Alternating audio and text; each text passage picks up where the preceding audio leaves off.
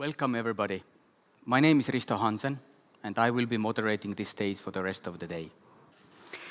Our focus on this stage will be digital public infrastructure. Our first topic will be meaningful connectivity for accelerated digital transformation worldwide. Our first speaker is the Director of Telecommunication Development Bureau at the International Telecommunication Union. Ladies and gentlemen, it is my honor to invite to the stage Doreen Bogdan-Martin. Please, Doreen.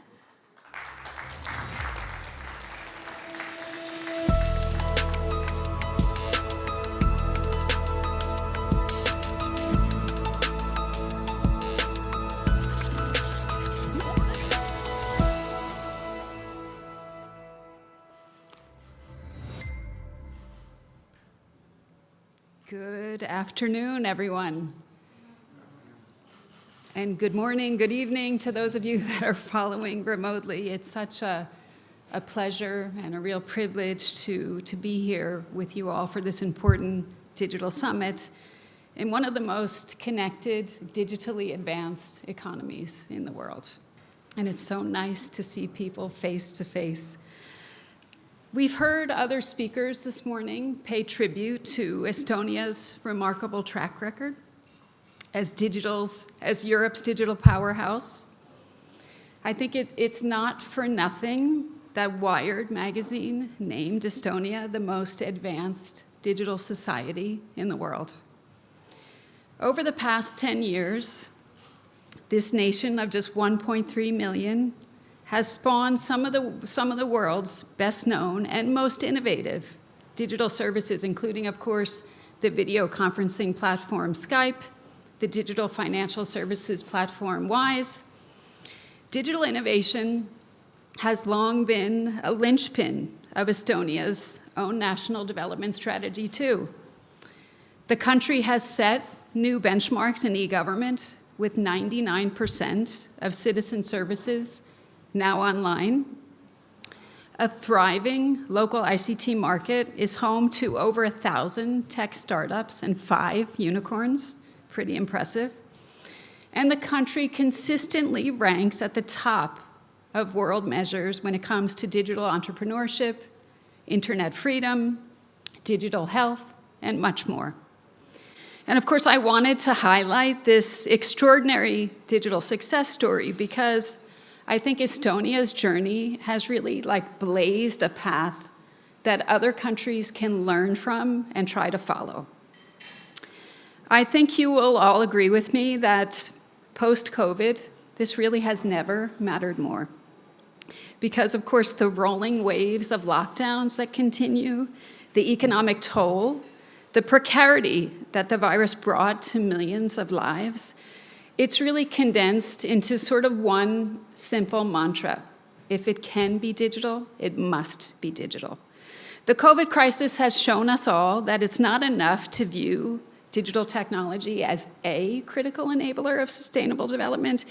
We need to see it as the critical enabler, the foundation stone upon which economic and social resiliency can be built and around which we can have the chance to really shape a more equitable, a more prosperous, and a more sustainable future for all.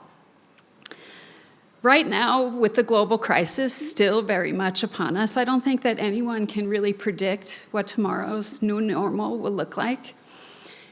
But I do believe that there's no longer any doubt that the beating heart of the post-COVID recovery is going to be digital. And of course, trust underpins that. That poses no problem for a country like Estonia that's hyper-connected. But let's remember, and we heard this from Secretary Raimondo this morning, those who enjoy this kind of connectivity represent a fraction of the world population. Today we have 3.7 billion people, 3.7 billion people. That's half of humanity that have never connected to the internet. And of course, add to that, there's hundreds of millions, even billions more, that actually have to settle for access that's too slow, that's too expensive, or it's too hard to reach to actually play any meaningful role in improving their lives. In a world where a simple broadband connection could offer so much to those who have so little. Global connectivity, the global connectivity chasm is actually not just a shame, I think it's absolutely unacceptable. If we're gonna honor the pledge to leave no one behind, we really need to be working much harder, much faster, and together to change this global picture. This is something that the UN Secretary General understood when he launched his high-level panel on digital cooperation, and we have in the room the co-executive director of that panel, my friend Amandeep here, and of course your former foreign minister was also part of that panel. And the Secretary General, he understood that digital innovation was actually crucial to building a more sustainable world. I think that's more true now than ever when we saw the SDG progress report that came out just a few weeks ago. It presented a very worrying picture. More people have been pushed to extreme poverty, kids are out of school, inequalities have been exacerbated, and let's not even talk about climate. Digital technologies offer a ray of hope. They offer a ray of hope to get the SDGs back on track. I want to cover 3 main action areas that I believe if we can come to grips with these areas fast, then we can actually get out there and connect the unconnected in a meaningful way and ensure that every country and every community is equipped with the tools that they need to build resilience, to withstand future crises, and of course to accelerate economic and social development to get us back on track to meet our 2030 goals. So the first of these, of course, is infrastructure deployment. Broadband networks need to become part of the basic toolbox for social and economic development, right up there with water, with transport, with energy networks. The second would be regulatory and structural reform to create healthy, thriving digital markets that drive down the access cost and stimulate local innovation that's vital to sustaining, building digital, sustainable ecosystems. And of course, the third is the digital skills gap, the digital skills development, so that people, even those that have little formal education, can actually be empowered to take full advantage of the huge potential of digital and not just be users, but to also be creators. So let me start with infrastructure. Many of today's emerging technologies hold enormous promise for overcoming many of those long-standing barriers that have blocked significant progress to global challenges. But they offer us a chance to actually leverage information in new and creative ways. And of course, to use the power of the analysis to find inspired solutions to actually old age problems.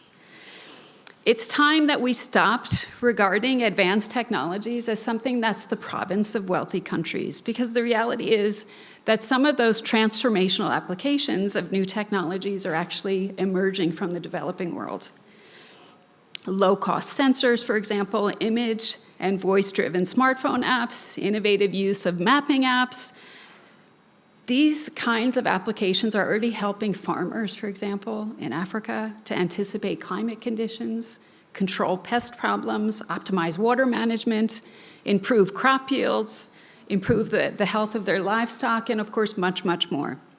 And in a study by the Broadband Commission, we saw that the low cost of IoT sensors, combined with the fact that 95% of the world has access to a 2G signal, that would make IoT a very viable proposition to tackle a number of chronic development challenges. Of course, 5G, jumping to 5G, offers that unprecedented potential in emerging and developing economies where mobile is, and it will remain, the only viable platform, online platform, for hundreds of millions that live beyond reach of fiber and copper. And these performance enhancements that are offered by this next generation technology have huge potential to offer a whole raft of new services that can play a transformative role in achieving the SDGs. There is a clear case of how powerful infrastructure can be in dramatically advancing the SDGs, but what's it going to take? How are we going to get there?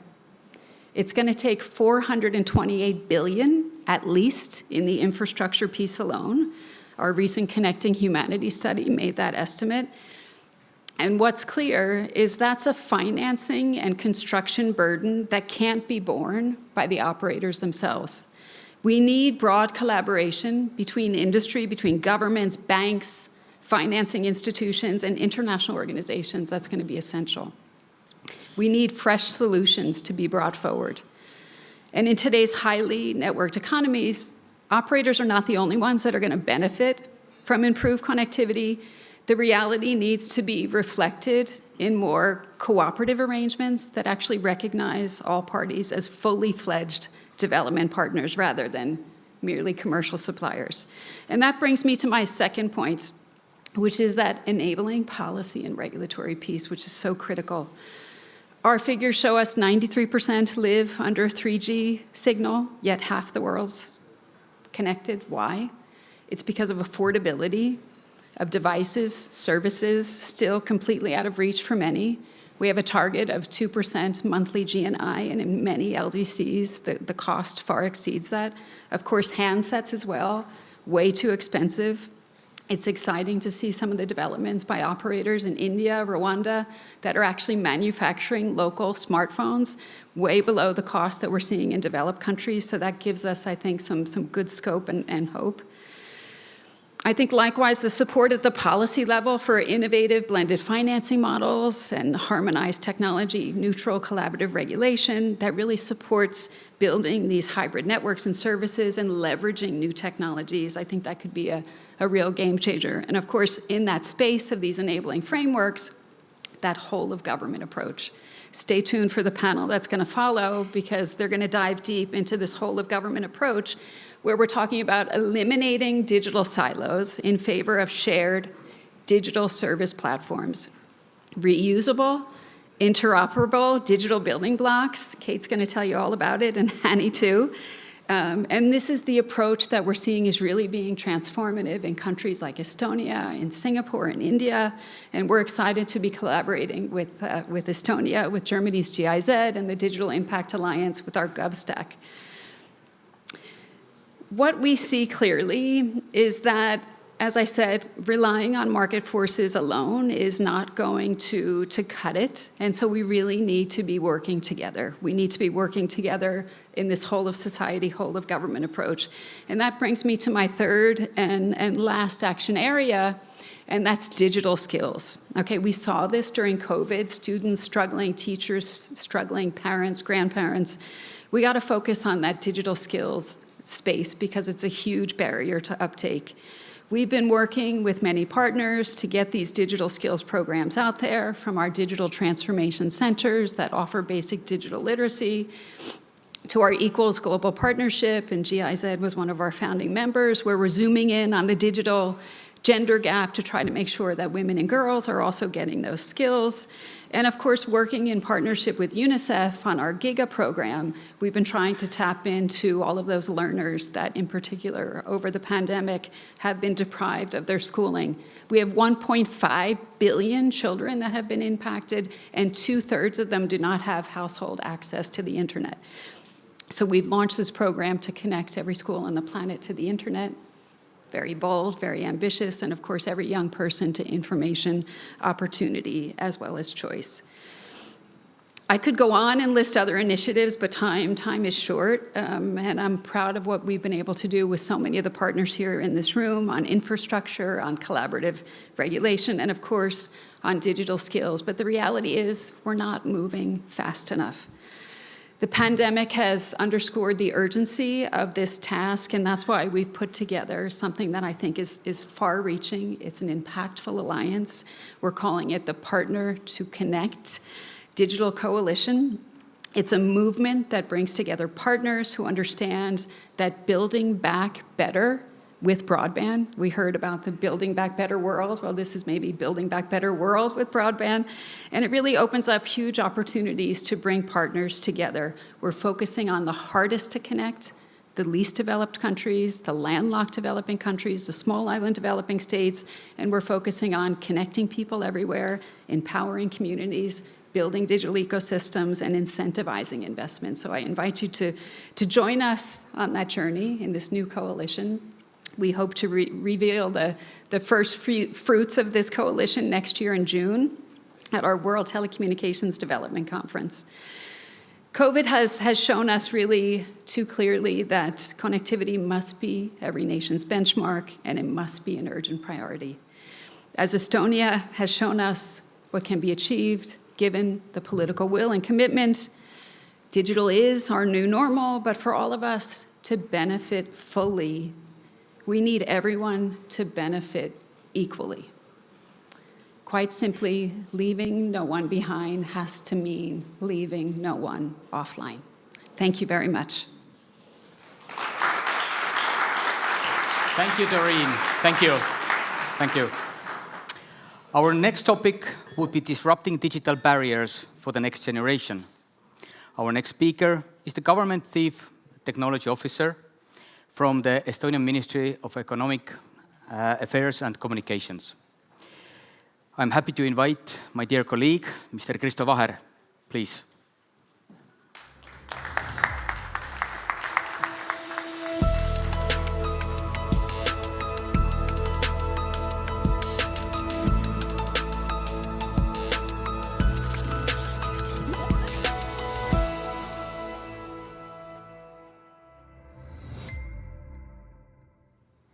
Thank you, everybody. It's such an honor to be here and to be invited here. I'm really glad to see people in real life. As a CTO, you see those video conferencing solutions way too much. So I'm going to be focusing on disrupting digital barriers for next generation. What Doreen was talking about made it sort of sound that it has been easy for Estonia. It has not been easy for Estonia. For 30 years, we've been building our digital infrastructure, our digital services through all the difficulties that could be encountered. But in many ways, a lot of lessons have been learned. A lot of different challenges have been overcome. And we would really like to be part of the community that spearheads the way forward so that others perhaps don't have to take and learn those lessons the same hard way as we did.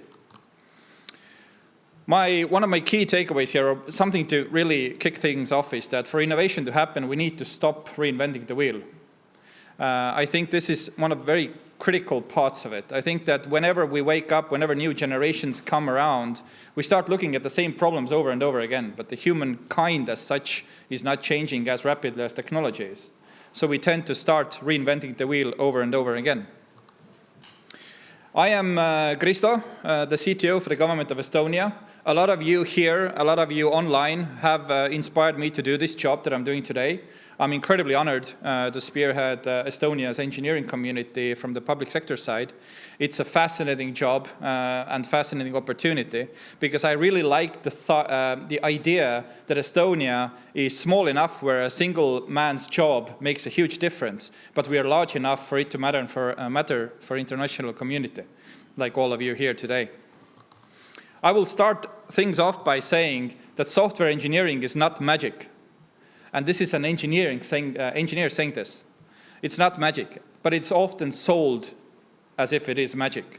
It's often sold as if you need custom-built solutions for absolutely everything. You need tailor-made suits. When in reality, this is extremely cost-prohibitive. This is the lesson that Estonia has learned, because we had to build a lot of those tailor-made suits because none of those things were out there before. But I think that moving forward, we can avoid this.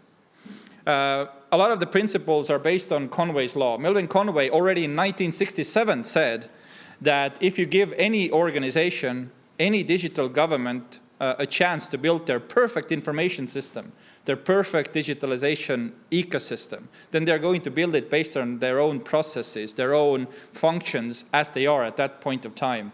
But as COVID has shown us, is that when something new is introduced, when the culture changes, when the requirements change, then you're extremely tackled by the fact that you now need to change. And if your digital government is not flexible for changing, then it's going to be a big problem. You need to start reinventing the wheel again, building perhaps stuff up from the ground up. I'm challenging the fact that maybe you don't have to. In October of last year, there was a joint declaration for powering digital transformation, which is something you can find on YouTube, which is something that I'm going to be talking a little bit about, or at least one little nugget of it. If you are interested in this, you can learn more about what this joint declaration is about. But the idea there is that digitalization shouldn't be this magic that we keep selling for every government, every organization that perhaps is not where Estonia is today. Perhaps halfway through the same thing. So the main thing is that standardization and agreed principles are useful for everybody, for consumer, for company, for government, as well as global interoperability as a whole. As a CTO, I have been personally disappointed by the fact that when COVID happened, the international interoperability became worse. It did not become better, despite all the tools that we have today. I think we need to take a lesson from this. We need to learn from this and find solutions that make international interoperability more like cooperating better and more interoperable as a whole. I think telecom services and tech standardization is an example to follow. In the 80s, TM Forum managed to standardize, to start working towards standardizing a lot of the principles and a lot of the ways how different technologies had to cooperate and interoperate. I think that digital governments and digital organizations in large scale need to do the same. I think we are at the right moment to do this now, so that in 20 years and 30 years' time, we can have a far more interoperable digital communities and digital governments. So what am I actually talking about here is a very specific project that has been kicked off in the last few years. And the idea there is to offer your digital government building blocks as building blocks. If you need digital identity, then you can pick this building block and then you can configure it to your liking and make it work. If you need to keep track of who is in your population or what properties someone owns, then you can pick a registry building block. If you need to make them interoperable with one another, or if you need to authenticate someone having access to a specific service, you can pick another building block from there. The idea there is that all of those building blocks are a shared concern between different digital governments. Your digital identity, your plastic card might be different. The technology in the background might be different, but the building block as such is very, very similar. So you don't need to reinvent this. You don't need to start building it from the ground up. You can learn from the lessons of others. You can use technologies that others have already provided. But the building blocks alone are not enough. You also need to have very specific cross-functional requirements. Now, cross-functional requirements are something that make sure that all of those different building blocks that fit different roles, that fit different functions, are interoperable between one another. Because you want your digital identity to have a way of working together with your population registry, for example. You need to have tools, you need to have machinations ready so that these things can actually cooperate. It will help with international interoperability as well. So these cross-functional requirements and principles are the defining glue that makes sure that all of those building blocks that are separate for function and role are able to cooperate. And this is very key, just like Melvin Conway said, to make sure that you are both flexible, but at the same time, the ecosystem as a whole can function so that your organization or your government is supported with the services that you need to provide. But again, now that you have building blocks and now that you have these cross-functional requirements ready, it's still not good enough. How can a government or an organization that isn't digital enough today get any kind of benefit from these just because they are there? So you need a marketplace and platform. You need to find like what building blocks are useful for you. Which building block could solve this problem that you have today? And which building block could be something that perhaps you'd like to avoid, perhaps something you want to improve upon yourself. So you can see that, hey, they're using this kind of population registry. I can use something very similar. Perhaps some governments and organizations have given good feedback for certain building blocks. So I can set it up myself. How do I need to set it up? All the guides, all the support functionalities are there, so you can actually see how to do this and how to make it happen. Last but not least, in order to make the whole picture work, again, marketplace alone is not enough. Even together with building blocks, it's not enough. Even with cross-functional requirements and principles agreed is not enough. You actually need community-driven development tools and the community as a whole. You need private sector companies as consultants to help you how you can actually set up those building blocks. You need private sector companies to perhaps develop some of those building blocks, to help you, to make sure that you have the right tools for the job. But regardless of which kind of building blocks you choose, they all have to be interoperable. They all have to fit a certain very specific standard so that to make sure that you can be flexible, you can change, and you can actually do your digitalization quicker than Estonia did in 30 years. And this is very, very critical for this, because digital government as such, you cannot take it off the shelf. As one of the key ideas that have been thrown around in Estonian public sector is that you cannot just take Estonia's model as a whole and make it work in another digital government. It's never going to work. But you can take bits and pieces. You can take lessons from what we are using. You can use some of those tools, but not the others, because no government is alike, such as no organization is alike. Everybody is slightly different. So these community-driven development tools and community as a whole will help you get there.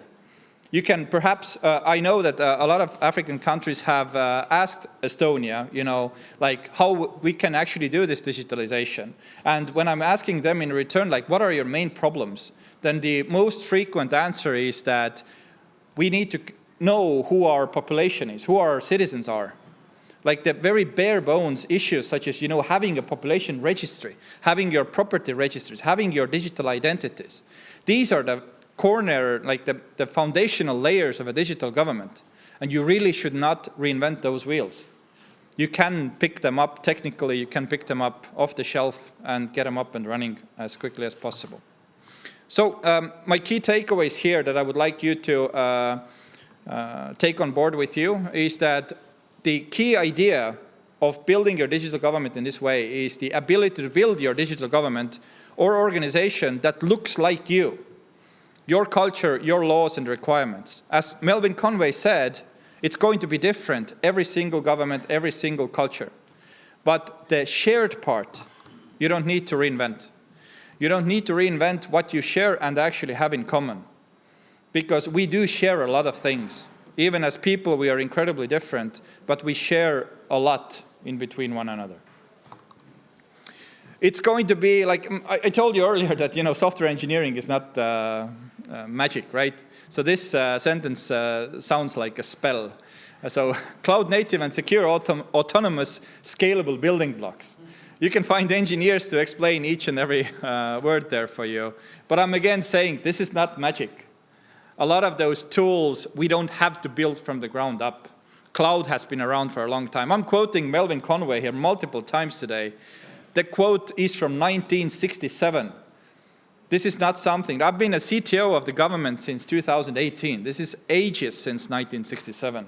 So we are actually still relying upon the shoulders of other giants before us. And Estonia is one of those shoulders to actually build upon. You can learn lessons from us. You can take our guidance.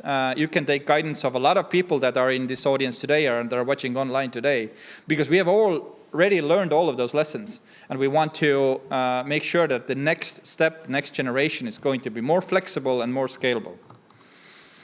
And obviously, all of those magical building blocks would work in an interoperable ecosystem. This is key. If any kind of digital government is built without the principle that they are interoperable in your ecosystem, then you are already starting off from the wrong foot. If someone is going to tell you that, hey, okay, you need a population registry, we need to tailor-make this for you, separate APIs, separate configuration, everything separate, then you are already off the wrong track. Because once again, COVID happens, you need to change all of those. You need to have an ecosystem that is interoperable. So all of those building blocks also need to follow common standards and principles.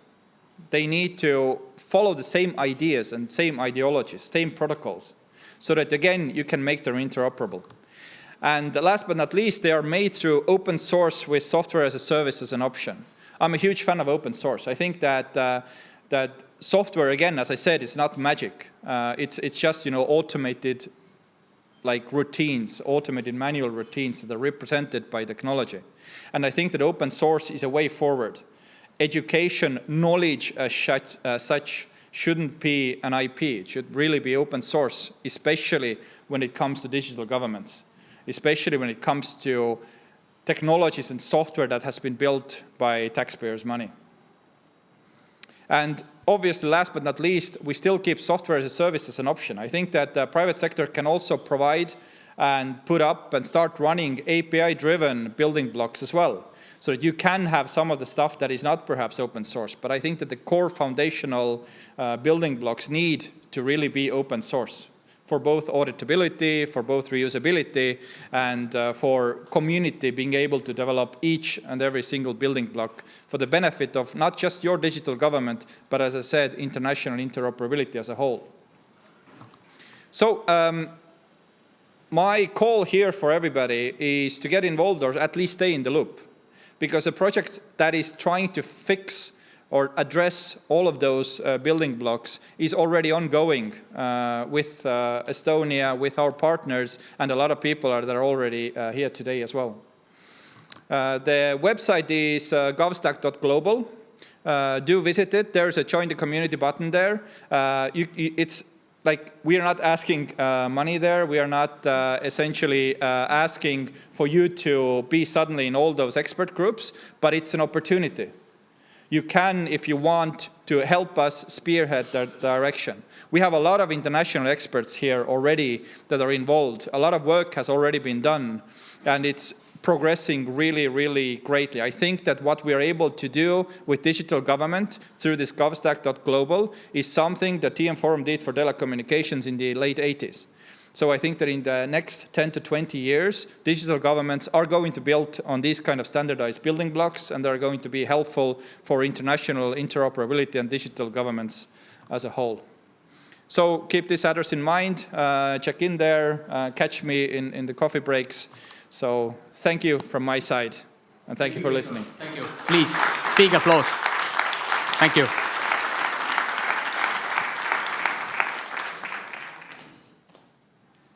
Now we are going to have a panel discussion about building digital public infrastructure.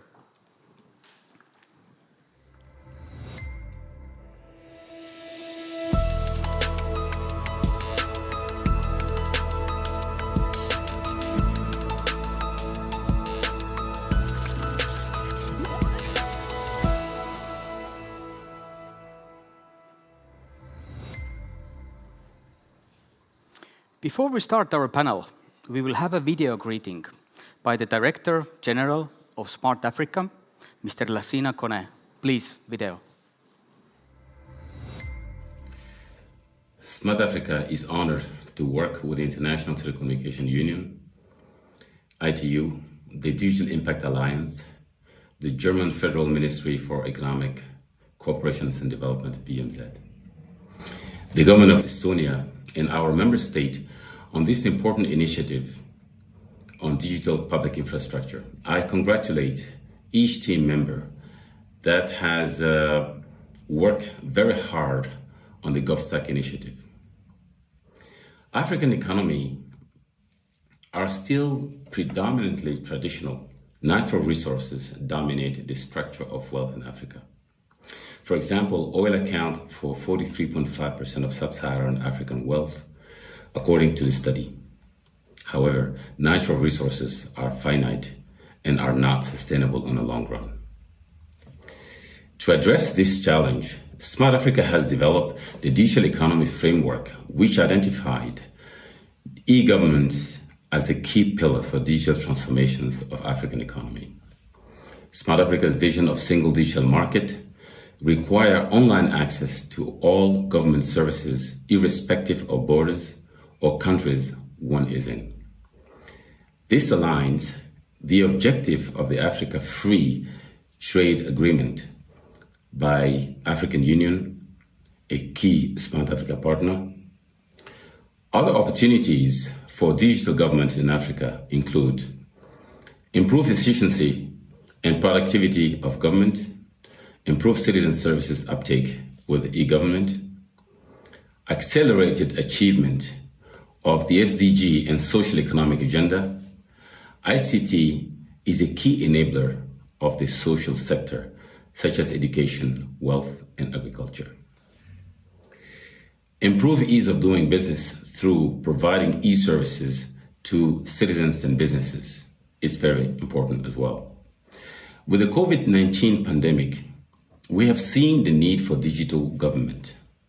But the question is how to ensure proper development of digital governments in Africa. We identified 3 critical elements for the development of digital government in Africa. 1, digital infrastructure. Smart Africa is working towards a resilient and affordable ICT infrastructure through several projects such as Digital ID and the Smart Africa Trust Alliance, SATA, to enable cross-border services. The One Africa Network projects to ensure accessible, secure, and affordable intra-Africa mobile communications by suppressing the roaming charges, or the Smart Device Project to cater for increased smartphones penetrations in Africa. 2, policy harmonization. Smart Africa is working with its member state towards policies that will facilitate and promote digital government in a harmonized way on the continent, namely cybersecurity policies and data protection policies, among others, in order to promote trust and accountability of citizen data by the government. Number 3, the Smart Africa created the Smart African Digital Academy, SADA, in order to develop and build digital skills in Africa, a digital literate population, starting with the government officials, is able to uptake the use of the government services online appropriately. For instance, we have trained more than 1,000 government officials since August 2020 on cybersecurity with our platform, SADA. The GovStack initiative complements our effort for developing digital government in our member state and in Africa in general. There is no doubt that GovStack will accelerate digitalizations and the uptake of public services in Africa. In conclusion, allow me once again to congratulate GIZ BMZ, the Digital Impact Alliance, DIAL, and the Government of Estonia for championing this initiative. Smart Africa is committed to support this exciting initiative for the continent and invite our valued partners to do the same. Thank you for your kind attention.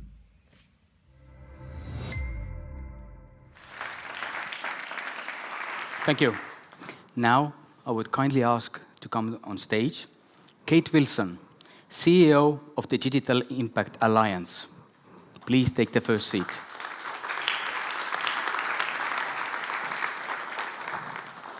Hani Eskandar, Digital Services Senior Coordinator at the Digital Society Division of the Telecommunication Development Bureau at the ITU. Liv Marte Christiansen Nordhaug, Policy Director at the Norwegian Agency of Development, Cooperation and Co-Lead of the Digital Public Goods Alliance Secretariat in Norway. Tony Shannon, Head of Digital Services, Office of Government Chief Information Officer at Department of Public Expenditure and Reform. David Roos, Deputy Head of Sector Program Digital Development in the German Agency of International Cooperation. And the panel will be moderated by my dear colleague Nele Leosk, the Ambassador at Large for Digital Affairs at the Ministry of Foreign Affairs. Please. Good afternoon. Welcome to Estonia. I'm very glad to see so many people here, and I'm really glad that our partners and friends from all over the world have finally had the chance to gather in Estonia. But before we head off to the discussion, I would like to remind that the digitalization of Estonia was actually boosted by a crisis. The crisis where Estonia found itself 30 years ago. Now we can say that we are sort of in the middle of another crisis that too actually is not the result of our deliberate decision. This crisis has boosted digital development, and some of these issues that we have been discussing for 20 years, and my colleagues who have also been involved in this journey probably couldn't agree more with me, they were actually suddenly solved during the past year. But what this crisis also did is something that Christoph was also mentioning in his speech. This crisis actually proved that we are quite similar, because suddenly we were at home, but we needed telemedicine solutions, we needed to continue education. Actually, our COVID applications were rather similar across the world as well. And this sort of reawakened the movement, if I can say, or put it that way, the movement of open source. The understanding that we need to share, we need to rebuild, we have to localize, adopt, but we do not necessarily have to build digital infrastructure or parts of it from the scratch. So I am very glad that we have gathered here today the champions of open goods, public goods, common goods. There are many names used. And I would like to actually start with Liv, who is also the co-lead of the Digital Impact Alliance. Oh, I'm sorry. The Digital Public, all the names seem similar, yeah? The Digital Public Goods Alliance, that is one component of the UN high-level panel on digital cooperation. So Liv, as you have been now involved in promoting public goods and public infrastructure, could you perhaps just open this new scene to everybody and to see how we all can benefit from it? Thank you, Nelle. Thank you so much for having me here. And yes, I co-lead the Digital Public Goods Alliance, and we have another alliance represented there. So I think I would like to start off by saying that I would actually like to hold Christo's presentation, because he was very much saying much of the same that I would like to emphasize here. Particularly the discussion about not needing to reinvent the wheel. And I could just give a very brief overview. The Digital Public Goods Alliance is an implementation of recommendation from the same high-level panel report that Doreen mentioned in her excellent presentation. And it is really a complementary recommendation to the recommendation on connectivity. So not coincidental, the recommendation on connectivity is called 1A, and the recommendation on digital public goods is called 1B. And it is really about accelerating the attainment of the Sustainable Development Goals, particularly in low and middle income countries, by facilitating the discovery and development, adaptation, and implementation of existing technologies. So digital public goods, to demystify it a little bit, it's sort of a subset of open source. It is open source software, open content, open data, open AI models, and open standards, but that adheres to certain best practices. So they have been minimum screened against what is called a DPG standard. So it's not everything, and I think that's important to mention, but it is a subset of open source. And then, if we move on then to say, what is digital public infrastructure? You can then think of another subset. Within these digital public goods, there are some that are particularly relevant for implementation as part of countries' digital public infrastructure. For instance, the digital identity layer, data exchange layer, payments layers. So there are existing open source digital public goods that can be implemented as part of what we say is DPI. We have so many abbreviations.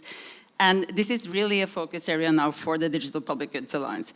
Because as Doreen was also mentioning, so again, I would love to repeat so many points from earlier, this need to facilitate vendor diversity on top of this infrastructure is so important to avoid the kind of value lock-in and capture and monopoly capture you've seen over the first part of digitalization. So I think I'll stop there, but this is really a priority area for us in the Alliance. And I can mention as members, so the Alliance is co-funded by the Government of Norway and the Government of Sierra Leone, UNICEF, and the Indian think tank iSpirit, which has been very involved in the whole India stack and the revolution really that has happened in India. And we have recently had the great fortune of being joined by Germany and UNDP as new members of the Alliance.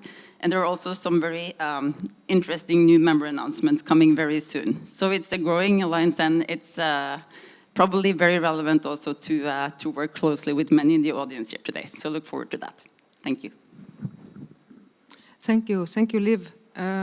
Digital Public Goods Alliance and also the GovStack in a way form this base or a ground, or at least good hope for sort of the implementation and wider spread of this philosophy of sharing and reusing. And Christo also gave us this picture of a building block and house, and creating a picture that we can just take one block and replace and then put the other, and something we use open source and something we use our own. The reality is probably quite more complex. So I would like to turn to Kate from Digital Impact Alliance to ask from you, as you have been building these partnerships to support the development of digitalization, but also public infrastructure. Like, what are these crucial elements? Or we have heard quite a bit also on this today in the morning and now also later in discussions. But working on the ground, what would you say would make it work? Thanks so much for that question. And like Liv, I will also build on Christo and Dorian's excellent comments, as well as this morning, actually. And I think it's important, let's just take a step back. Sometimes Liv was alluding to, our industry, like most, loves acronyms. And so DPIs, DPGs, et cetera. So let's just sort of simplify this. This morning, a lot of what we were talking about was, what does it take to put trusted connectivity in place? So first, we have to be able to have enough energy, infrastructure, and truly connectivity, as Doreen's speech well highlighted, to actually connect everyone. Built on top of that are a set of stack components or building blocks, which with our colleagues at the ITU, we've helped identify over the last few years of what are those common components that have been put in place that actually all countries need. Just to whatever system they end up using, they're all going to need these common components, which Liv alluded to. ID, data infrastructure. How do you think about security? A payments layer. Every country in the world has that. And Christo alluded then to, how do you then set up a set of applications or building blocks on top of that that then can provide unique services to a new place that are really defined and built actually by the citizens themselves. And it's that trusted layer of set of basic services, then allowing others to participate in that ecosystem where you build innovation on top. And that can open up innovation across. I like to call those sort of toppings, right? So basically, if you think of this almost as a layer cake, you can see those individual pieces that are built on top. So those are the technical components, but I completely agree with Christo, having come out of software, that part's not magic, and it's also relatively easy to do. What is hard is then to put in place, like, as citizens, how are we all going to have a trust framework around it? Estonia has done a brilliant job of this. India, Rwanda, many others are on this path. And as our colleagues from Smart Africa noted, the African continent is really deeply looking into how they do that and build kind of one trusted infrastructure that is in place there. So how do we help spur that on? So our partnerships and what we can do together is actually look, as each of us have been saying, kind of how do we build on top of what already exists, build on the DPGA standard, build on top of the building blocks that exist, take the GovStack initiative and look at how we can have certain implementations of reference implementations to actually test how that's going to work, and then how do we expose the marketplace or sort of the catalog of solutions that actually already exist, to expose those so everyone can rebuild on top of what already exists in the world, and stop and innovate on the basis of that. So I'll stop there. Thank you, Kate. Many of us are having several of these components that sort of form our digital ecosystem, or even our digital architecture. But as we also heard this morning, these different components are still not interoperable. And for example, when we look at some of the developments here in Europe for the past 15 years, the idea of a common digital identity that we all use and that we almost all have, these issues have not yet been solved, and this has called for stronger and larger partnerships. And I would like to ask from Hani, as the International Telecommunication Union has been part in several of the partnerships, sort of to promote the reuse and the recognition of each other's solutions, and guaranteeing that these are interoperable and we can work together. So what is needed to make these partnerships work? How do we need to work together to guarantee that we are heading further and not staying here? Thanks for the question, and thanks for having us. Thanks for asking the question about the partnership, because I think from what we heard, the partnership will have a key role if we are to accelerate the digitalization and the establishment of DPIs. I mean, the example that Christo said about Estonia taking 30 years to establish where you are now. Do you think countries can wait another 30 years? Of course not. And being in contact with countries, I mean, we see an overwhelming demand of countries now to establish their DPIs. And they cannot, wait, and they are looking for examples like Estonia and Singapore and India, and they would like, to leapfrog. And this is where really the partnership will play a key role. And I'm so grateful to be part of, the international community, because I see huge opportunities for us as an international community to make this process accelerated. There are some key challenges I think that partnerships can address. And one of them is still the issue of lack of awareness about why do we need DPIs? Why do we need to think of reusability? Why do we need to think in terms of interoperability, etc.? Why do we need to think in the terms of building blocks? I mean, when Christo was explaining the building blocks, it seems very common sense, right? It's basic, but this is not at all a common sense when you go to governments. I mean, we heard it so many times from government officials who got it. They need to talk about shared services, shared infrastructure. It's so hard to bring and align the government departments and agencies.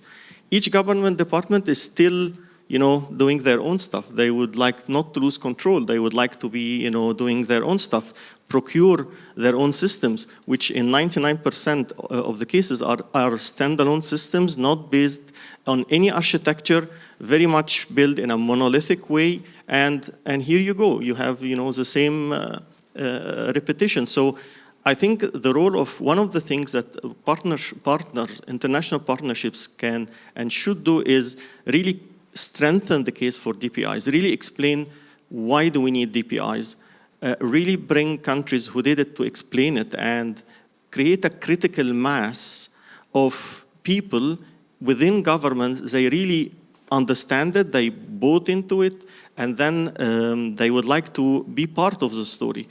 I mean, talking about whole of government is easy, but doing it is so difficult. And I remember one of the digital government leaders in one of the countries that we are engaged with. He said, guys, my first challenge is get government alignment.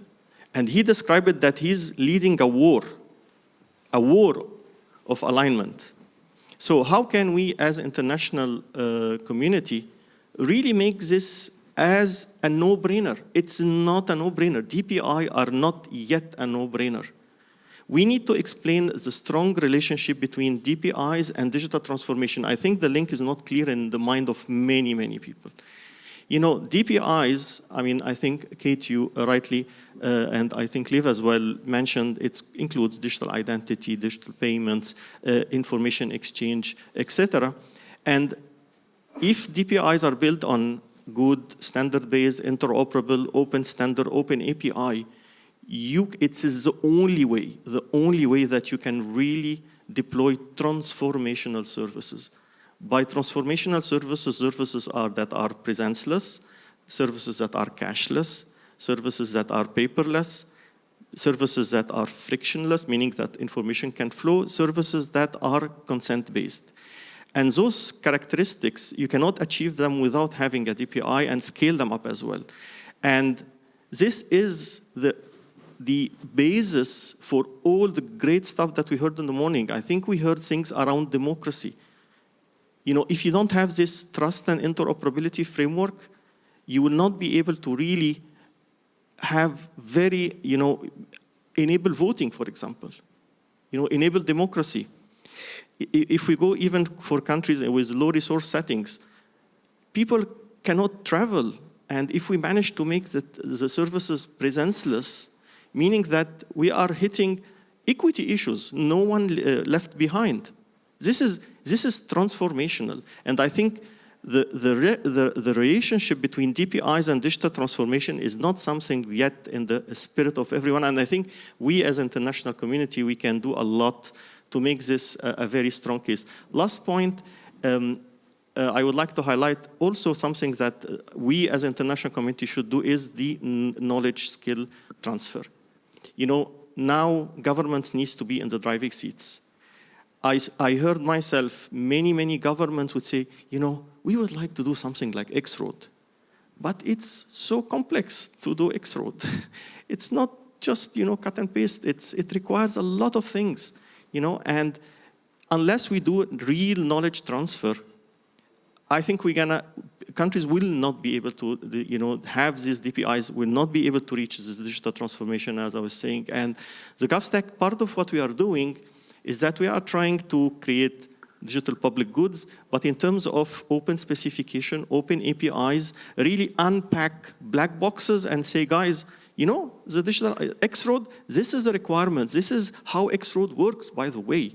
And you can use any open source tools or maybe other tools. Maybe you want to develop it yourself. This is how it works. We unpack the complexity to make it understandable so that they can own it, they can build capacities around it, and then it's only when they can, lead their own digital transformation. The most important thing that it is about time to reimagine how governments can move to the digital transformation, meaning that they can conceive services digitally and make, being able to deliver those transformative services. And I think having, those types of infrastructure are key. And that's why it is so important. And thanks for, in Tallinn, that you are making a full track on it. Thank you. Yes, thank you, Hani. And having a follow-up question to David, you have been involved in GIZ with many different partnerships since the past years, and now also in the Digital Public Goods Alliance and also the GovStack, and have some practical, let's say, experience in putting these things work and dealing with all the challenges that Hani was mentioning also. From your perspective, like how do you see yourself the value of that kind of partnerships, and if we want to put it into a wider global picture, so what is the role of these partnerships in building also a global digital public infrastructure? Thank you, Nile. Well, As Hani said, it's almost a no-brainer. Global challenges like COVID-19 require global action. We need to act as a global community. And regarding DPI, let's give you some numbers. 1.7 billion people lack access to transaction accounts. The same number to digital health services, and 1 billion to an identification document.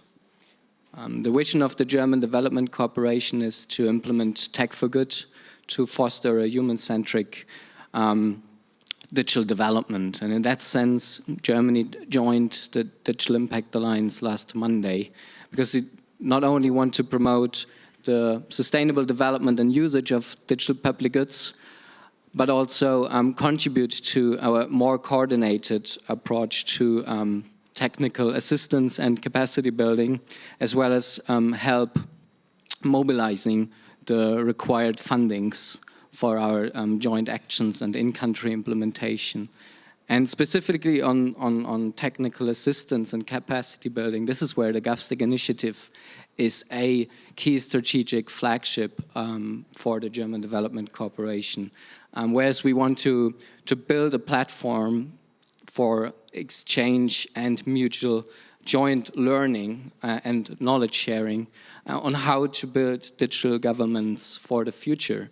And I'm super happy and that in not even a year, this initiative not only gathered more than 50 magnificent international exports, but also enhanced the partnership to reach out to more leading countries like Singapore and India, as well as the implementation in partner countries like Kenya, Rwanda, Egypt and Ukraine, as well as with the support of the European Commission, as Jutta Urpilainen announced last Monday, to the Horn of Africa region. And well, yes, this is the last point. Coming to the European Commission, of course, we want to act as a Team Europe, and under the German EU presidency last year, Germany, Estonia, and 9 other member states, as you obviously know, launched a D4D hub to coordinate digital development action globally, and we hope to onboard more partners, especially from the American side in the distant future. Thank you, David. We have been talking and focusing quite a bit on development cooperation and our partnerships globally in development cooperation. That all the examples serve that have been mentioned here today. But digital public goods actually go much broader, and I would like to ask Tony from you. Where do you see these opportunities and risks, for example, in countries that already have in place their digital infrastructure, for example, like we here in Estonia or Ireland and the rest of the Europe also. So we have our systems. How do you see the possibilities for let's say, open tools? The ones that are either distributed or being developed under the GovStack. Where do you see the possibilities but also risks? So, yeah, thank you for the question. Thank you for the invitation to be here. This question is very much on my mind at the moment because I'm here as I feel among friends and allies of people who share, good values and the right philosophy and the right approach, but have a practical challenge. So I work in the Government of Ireland for Head of Digital Services in the central department there. And, we are, I suppose, looking at GovStack. The challenges we have in Ireland are the same in any other country in the world. Ireland was a poor country, it's now a relatively wealthy country, but we have the same challenges around COVID and climate crisis that on everybody else's mind. So what does that mean? It means obviously we are forced to change, and change is not something that comes naturally to some of us, but we are also faced with complexity. The challenge ahead of us is best understood as a challenge made up of many parts and many working parts and relationships between those parts. So it's difficult. You have to look for the patterns in a complex challenge, And if you look for the patterns, you see people challenges, process challenges, technical challenges. Those three things, people, process, and technology. I think of all of those, one of the biggest challenges is around people and culture. You know, trying to see that they have more in common than divide. And it's only human nature to side with your tribe, no matter what level you're at, local, national, or international. So people tend to be drawn to think about the problem right in front of them. I think we have two things to do in the Irish government. One is critical infrastructure that we're running to kind of keep the civil service and the citizens served. And we already have a Build to Share program in the Irish government, which does a very good job of that. But we also have another program, which is, I suppose, reactive to more challenges that are right in front of us. So the digital COVID stuff that came up, you know, demanded a more innovative approach. So I think what you'll see is that every government will have the challenge with running business as usual, with this more smarter, maybe thinking, if I could put it like that. And to do that, you might want to have a twin track, and I think that's what we're probably talking about. Some people talk about a bimodal approach, where you have to run your business as usual services, but you promote good practice that we all know about in change management around user-centered design and agile development. And by the way, open source is actually taking off and transforming the software industry, so why wouldn't we bring it into government too? So a lot of that makes sense, as well as open source, open APIs and so on. And I think that's what we're doing at the moment. We're looking at that, and we've seen how that has added value. For instance, in the digital COVID certificate and the COVID tracker app, those solutions have been transformed by those kind of principles and open source code. What we're doing now, out of interest, you might be interested, is we're involved in a review with the 18 departments across the Irish government to talk about their digital maturity journey. And they're all, you know, looking at different functions in the Irish government, but they all have people and process and technology challenges. So what we're doing is we're having a set of discussions with each of the departments, and as we're doing that, we're showing them the list of building blocks that have been mentioned earlier on, that have come from the UN ITU paper, the Estonian, the GovStack component stack, and we're saying, do you recognize these components? And so far, so good. They all recognize these components. They all say, yes, we have a requirement for those things. They just hadn't maybe articulated them using the same words. But I think what we're trying to do culturally is get a shared understanding of the people and the process of the technology challenges. And by the way, there might be a solution for some of that over there called GovStack. And if we can get a little bit of a MVP going that allows us to experiment, and I don't know what that will be like yet, but you know, that's the aim and one of the reasons I'm here, then I think we have the beginning of that. And if other governments were to take something similar approach, then we'd be talking, as we are today, about how we could share that effort and do that together, because there's plenty of work to do, and we might as well just share the effort. That's how I think we're addressing both the challenges, but seeing as there's a possibility in front of us. Thank you, Tony, and thank you all. We are all very optimistic for different reasons, but I remember when I got to this digital business or digital governance, my first project 20 years ago was called Open Source Software for Development. Where with different governments and Tartu University and Stockholm University scientists, we brought together different partners to really see how to boost this mindset of sharing and openness. And I have to admit that not much has changed within this 20 years. This open movement did not really kick off. We see now this reawakening, and I believe that it is again higher in our agendas and maybe closer also to our hearts.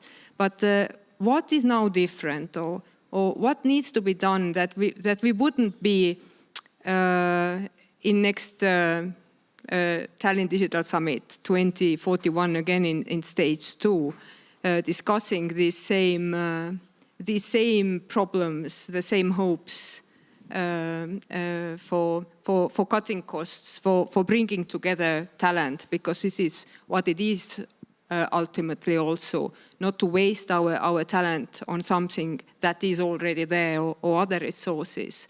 So I would like to extend on this and also comment what we need to do to make it work. And I think I will start with Kate and then Liv, and then we take it further. Thank you. Thanks.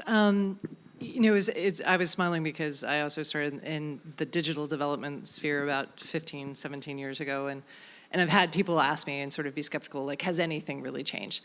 And I think it's really important to look at sort of individual time periods and then a number of sort of exogenous factors that have changed that aren't about digital but have actually accelerated this. So I think first and foremost is actually moving and the agreement of countries around the world to commit to the SDGs and leaving no one behind actually has done a lot to change and foster this. Because when we had a shared commitment about what we were going to do, that made a lot of sense. I think another kind of milestone in that was actually organizations, communities, countries coming together, almost 300 endorsers, the endorsing and endorsement of the principles for digital development. Like, what does this mean to actually develop in good practice? So I think we have some of those frameworks in place. But I would agree with you that somewhere between like 2007 to basically just now we're starting to move out of, we've been in this stage of these individual sectoral deployments. But as countries have emerged, Estonia, India, Singapore, South Korea, countless others, that are really showing of what a unified approach of putting this together can do.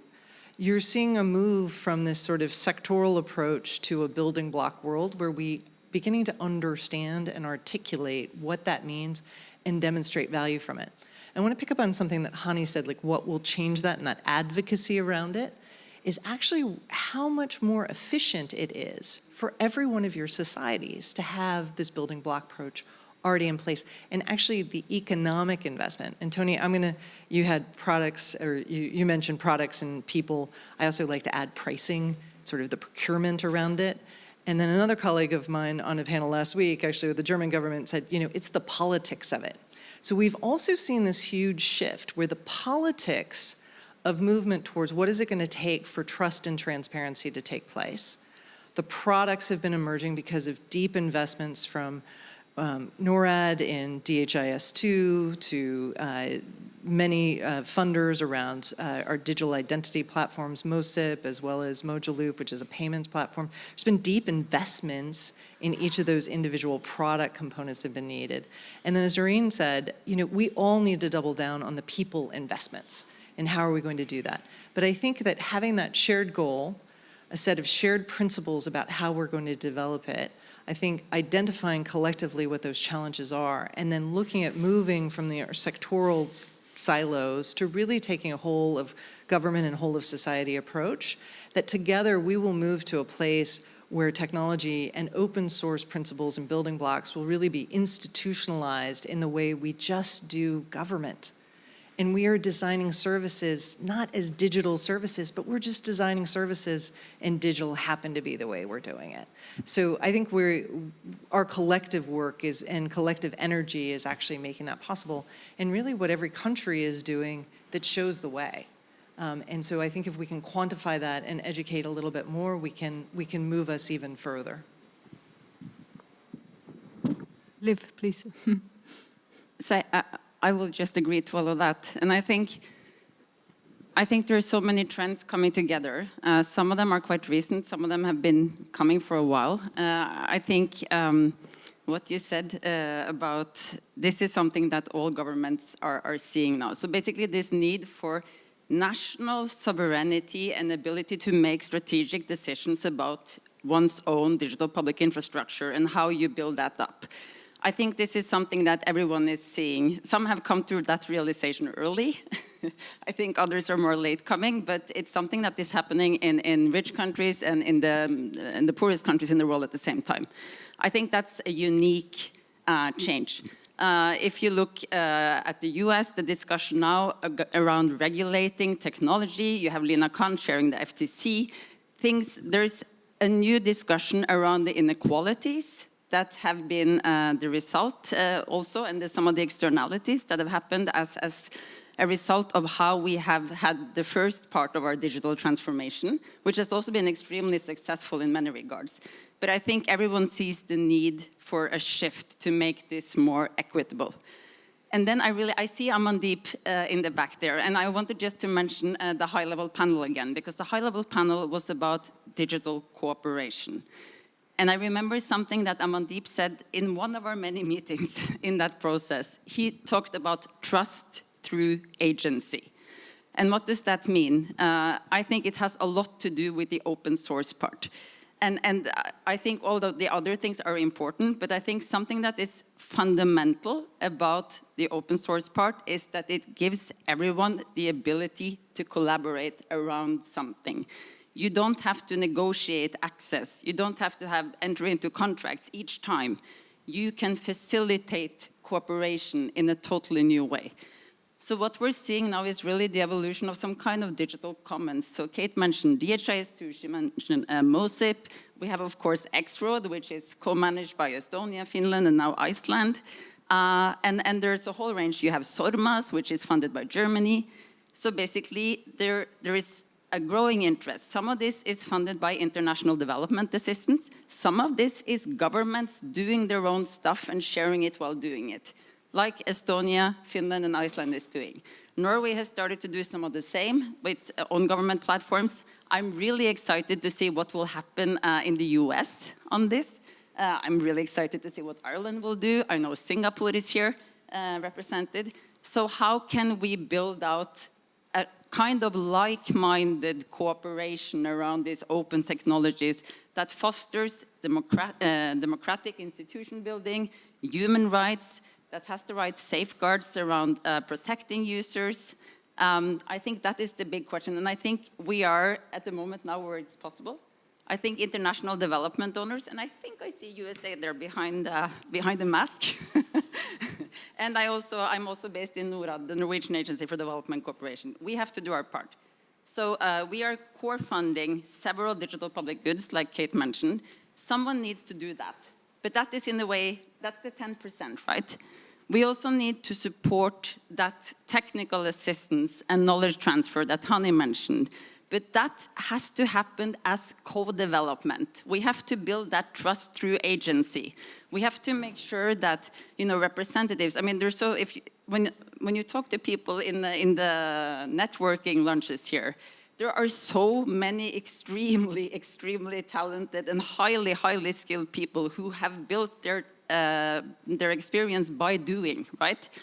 I think that's at least my takeaway from all the Estonians I'm speaking to, is that so many have lived it by doing it. And we have to make sure that that's also how we support even the least developed countries, the poorest countries in the world. They also have to experience it by being part of doing that. But then we have to be able to also fund the really, really complicated task of long-term support for building up that capacity through academic scholarships, grant opportunities, making sure that there are academic institutions also based in the African continent that can support this process, so that it's not this idea of from the West to the rest, which is totally outdated in this paradigm. And that's the paradigm shift I think we're seeing. So I think we're ready now, but we have to do something actively to nurture that global digital commons. Thank you. And I let the other two international partners to comment or build on these, I would say, positive viewpoints of our colleagues. So please, David and Hani. Well, I can take up the positive energy, not looking back, but again, advocating for building meaningful multi-stakeholder partnerships to strengthen the local ecosystems. As we see, there is a huge momentum for open source at the moment, from the side of the commissioning parties, as well as from the partner countries, to overcome monopolies and vendor lock-in and drive their sustainable digital future. Adding to the examples to uplifting good practices. It almost was mentioned. It was originally developed in Nigeria, rolled out in Ghana as well, and spilled over to Germany this year, and has been implemented in 120 health institutions to manage the pandemic, as well as Fair Forward together with Mozilla Foundation as part of a Common Voice project that recently gathered in Rwanda the biggest local language data set on earth. And yeah, so this, to keep it brief and short, again, a shout out to build a community. And as Christo said, the easiest way if you want to join today is to enter govstack.global and join this community. So maybe let me finish on a very positive note that, you know, things has indeed evolved a lot. You reminded me, in 2003, I've been asked to write a paper for the minister where I was working in the Ministry of Egypt about open source in government. I wrote it. I never heard about it. Nothing. It was probably not, you know, maybe too early, but I think now we see demand coming from countries. We see significant, skillful leaders in government, and this is extremely positive, optimistic. People now are wanting, you know, those kind of things. They want open source. They are building their capacities, and we just need to, you know, come together and accelerate the process. But it looks very promising, but there are still a lot to be done. And Tony, you have the opportunity to wrap up here what has been discussed and see from the Irish government point of view, where do you see being completely different, or hopefully completely different, within these 20 years where not much happened? Well, I hope it's going to be different this time, because we're at a moment in history where things are going to change in a good way, that are pushed by both the COVID crisis that we've learned from, that we need to cooperate, and the climate crisis, which means we don't have a lot of time to mess around. I think that there's a great book I recommend it everybody. It's about donut economics, or it's called Donut Economics. It's about the social and economic issues of our times. And they're saying that, and Kate Raworth writes, it talks about we need to solve problems for people and planet.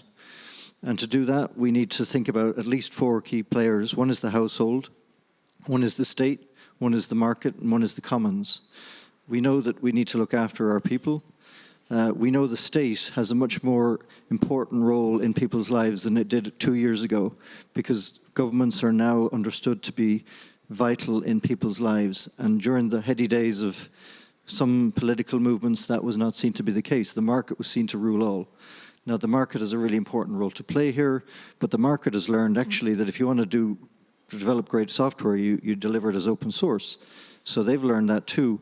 And then the third element that I wanted to mention was the commons, which you've all mentioned already. So what we're seeing, I think, is this, you know, movement to be basically people sharing openly in a way that they didn't before, and doing it for their own good and for the greater good. That's new. I think that's new. And I think when I say moment in history, this is the launch event, or at least seems to be the first time I've heard international mention of GovStack. So this is international leadership now, but behind an approach of building blocks that's meant for the many and the few. And it sounds like it's got the ingredients to change the game. At least that's what I believe. That's why I'm here.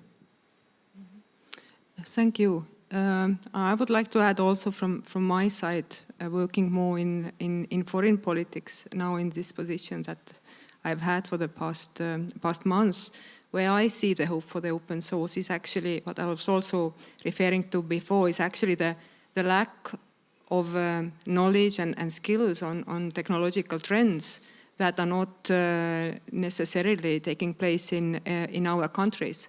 So it has been increasingly difficult for all of us to find these people who know how to use technologies, and this might give this sort of, or open the eyes and really look for partnerships and share some of these great solutions that perhaps we could not put to our use ourselves alone. But before closing, there was a great example or practice set in the morning, and I would also like to continue and give the microphone to the President Ilves, who wanted to also intervene in the topic that has been also dear to him in the past years. So please. Thank you. I just wanted to make a few remarks. First of all, just to correct something. It's 25, not 30 years that we've been digitizing. I know because I was the first to propose it, and I spent a year being ridiculed by everyone. So before that, there was no discussion. But I think we really have to, look, I don't understand the discussion on costs. When we began the serious efforts that we made in 1999 toward the system we have today, Estonia's GDP was 10% of what it was now, and if you work backwards on Moore's law, everything was much, much more expensive. So, I mean, the idea of costs today for digitization is not, I don't understand it, because, I mean, we did it as an extremely poor country, like $5,000 GDP, I mean, per capita at the time. And how do you do that when you're that poor? Well, there's a no-brainer. You do open source, and it's, I mean, and you invent it yourself. You don't, I mean, bespoke solutions just cost an enormous amount. I mean, I was approached by one country that was bragging about its distributed digital exchange layer that they were buying for 600 million euros for only one aspect of governance, which was healthcare. And I said, yeah, but why? I mean, you can just do it with your own, with open source, and you can apply it to everything, and it's not restricted only to healthcare. Which gets to the next point, which is that I do not understand the idea of different agencies not agreeing. I've been advising a number of governments, and basically, where digitization works, it is in the hands of the chief executive, be it the president or the prime minister. And if you can't do that, or the prime minister or president doesn't get it, then you make your primus inter pares minister the person to run it, so that all the other ministers have to listen to it. Otherwise, you end up with this ridiculous situation where you have a digital minister that no one listens to, and then you have all the other ministries who will say, oh, digitization, that's his problem. So you have this complete lack of responsibility or accountability or anything. So it must be led from the top, because exactly this is right. Siloization is a huge problem, and we actually spent some time breaking apart all of those silos.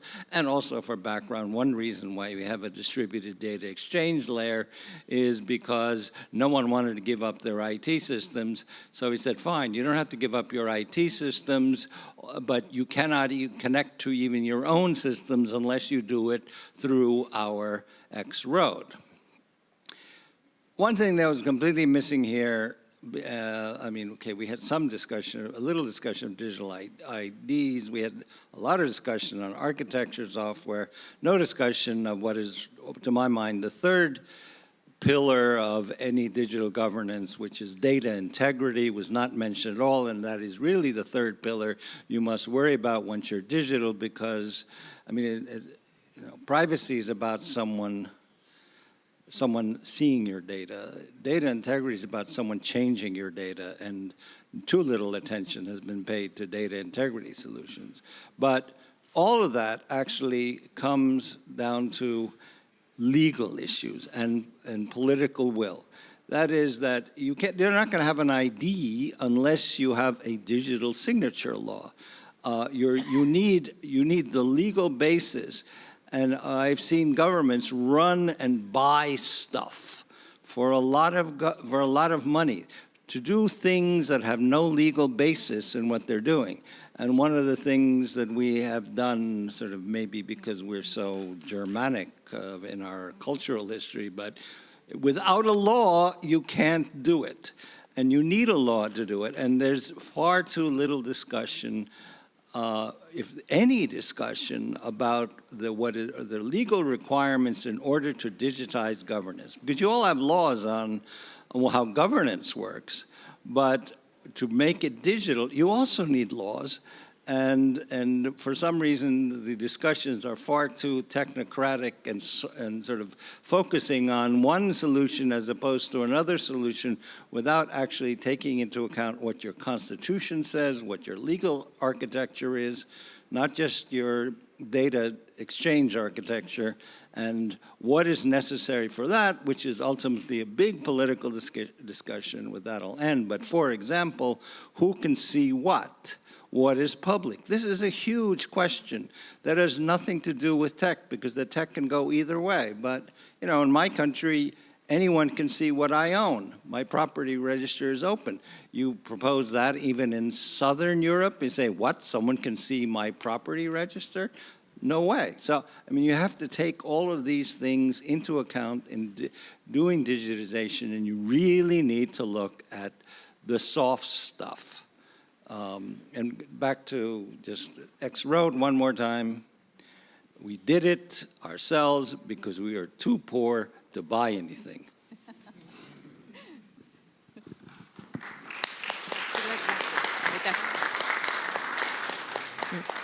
Thank you, President Ilves. Thank you, the panelists. I am looking forward to continue and contributing to the development of digital public infrastructure and really promoting this philosophy behind sharing and reusing. And I'm looking forward very much to that. But our time is over. The next panelists are waiting, and I am inviting to extend our conversations with a smoothie break, I believe. Thank you all. Thank you, President Ilves. Now we are going to have a smoothie break, and next panelists are later. So please applause, please, please, and be on time. We will start at 3 o'clock exactly. Thank you.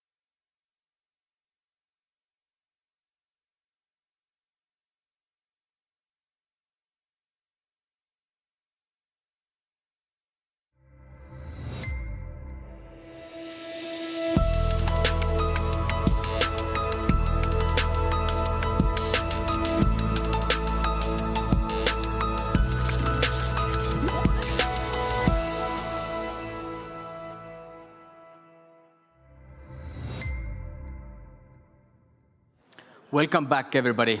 Please be seated. The next panel will be about global free flow of data.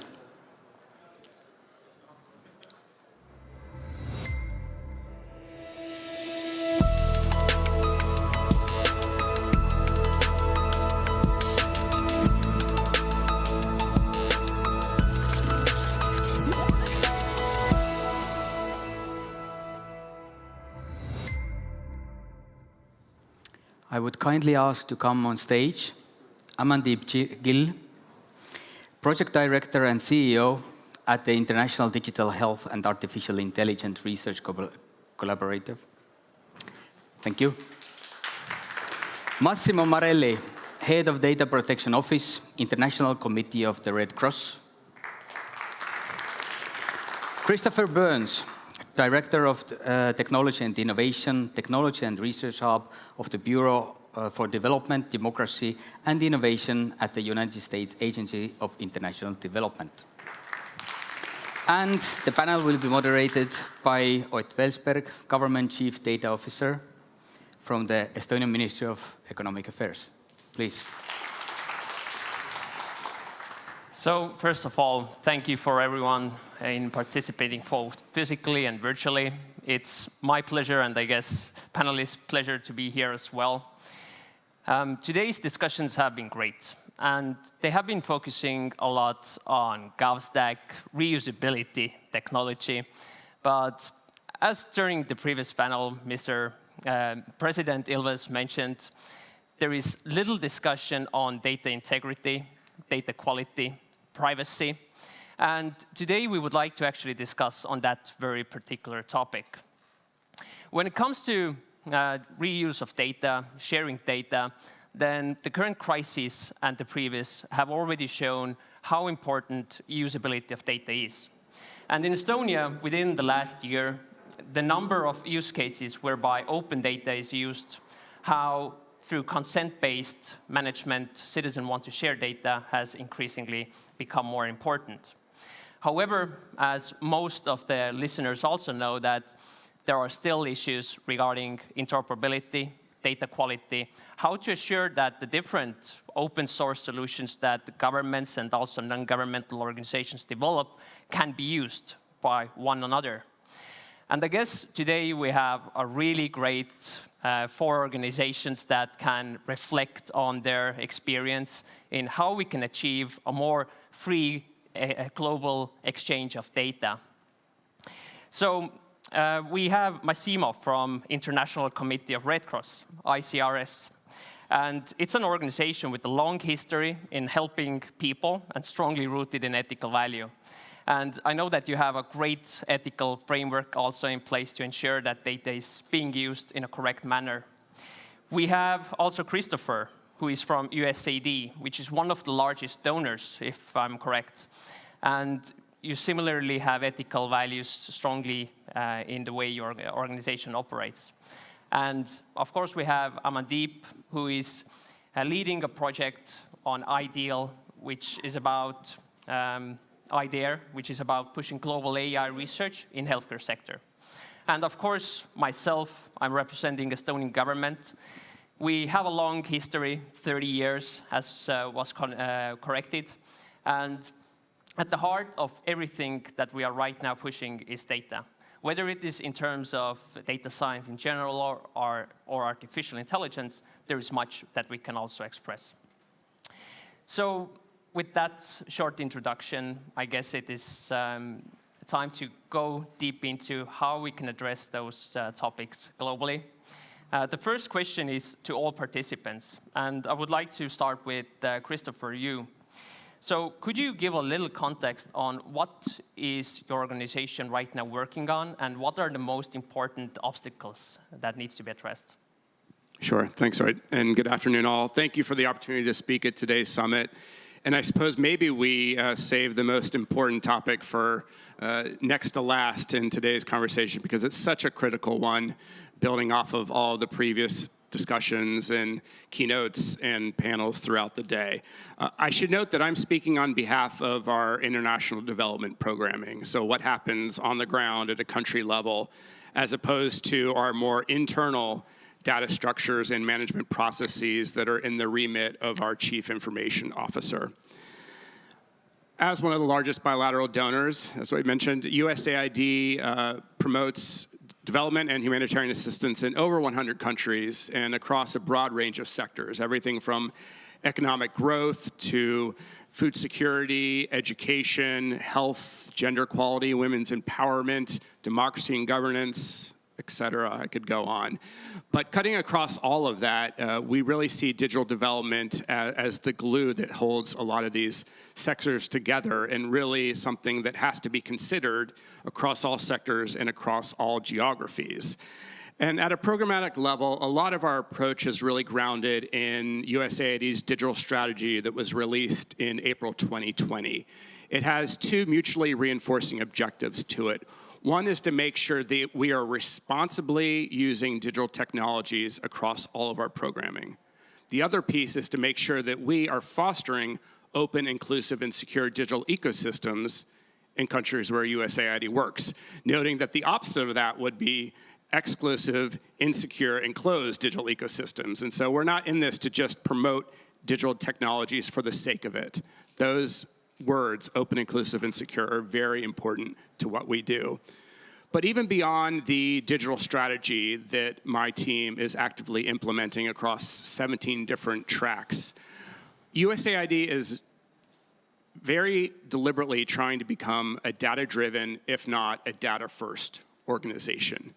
And if you think about what that takes, a lot of it is built in some regards off of the principles for digital development that Kate Wilson from Dial mentioned in the previous panel. In fact, being data-driven is built into one of the key principles. But it also requires this huge paradigm shift. And it's almost like glacial. It's like moving an oil tanker at 360 degrees in the ocean, where you have an agency that's been around for 60 years coming up that has treated data sort of as an aside. And this paradigm shift really requires us to put data front and center in every single thing we do, and then build the processes and the systems and the programs all around that. And the paradigm shift is even more deliberate and, I think, eye-opening when you start recognizing the role of artificial intelligence in today's international development work. I'm sure Amandeep will build upon that. But I just wanted to give a few quick points, because I think where we're going with AI, it's actually going to overtake everything we're doing in the context of international development. Certainly, USAID has seen a lot of use cases over the last few years around the value and the role of artificial intelligence. And we've done that across sectors. Of course, people often point to health, but certainly in democracy and governance, in agriculture and resilience, in education, we're seeing uses of AI. Maybe it's to better determine where scarce resources go, or it's to help connect the youth with job opportunities based on their skills profile. Or we're even applying AI to smallholder farming to ensure that we can customize information that they need based on their individual needs. But for all of the good that AI can do, we know that there are inherent harms built into that. And a lot of the harms actually come from the data itself that the AI is using. So for example, if the data has biases inherently baked into that, we know that's going to feed into the algorithms that machine learning and AI produces. And so we have to actually recognize that up front to say, how do we minimize those biases and make sure that the data we are using is strong enough, secure enough, resilient enough, and has those right protections in place. But we also know that AI also has privacy issues, right?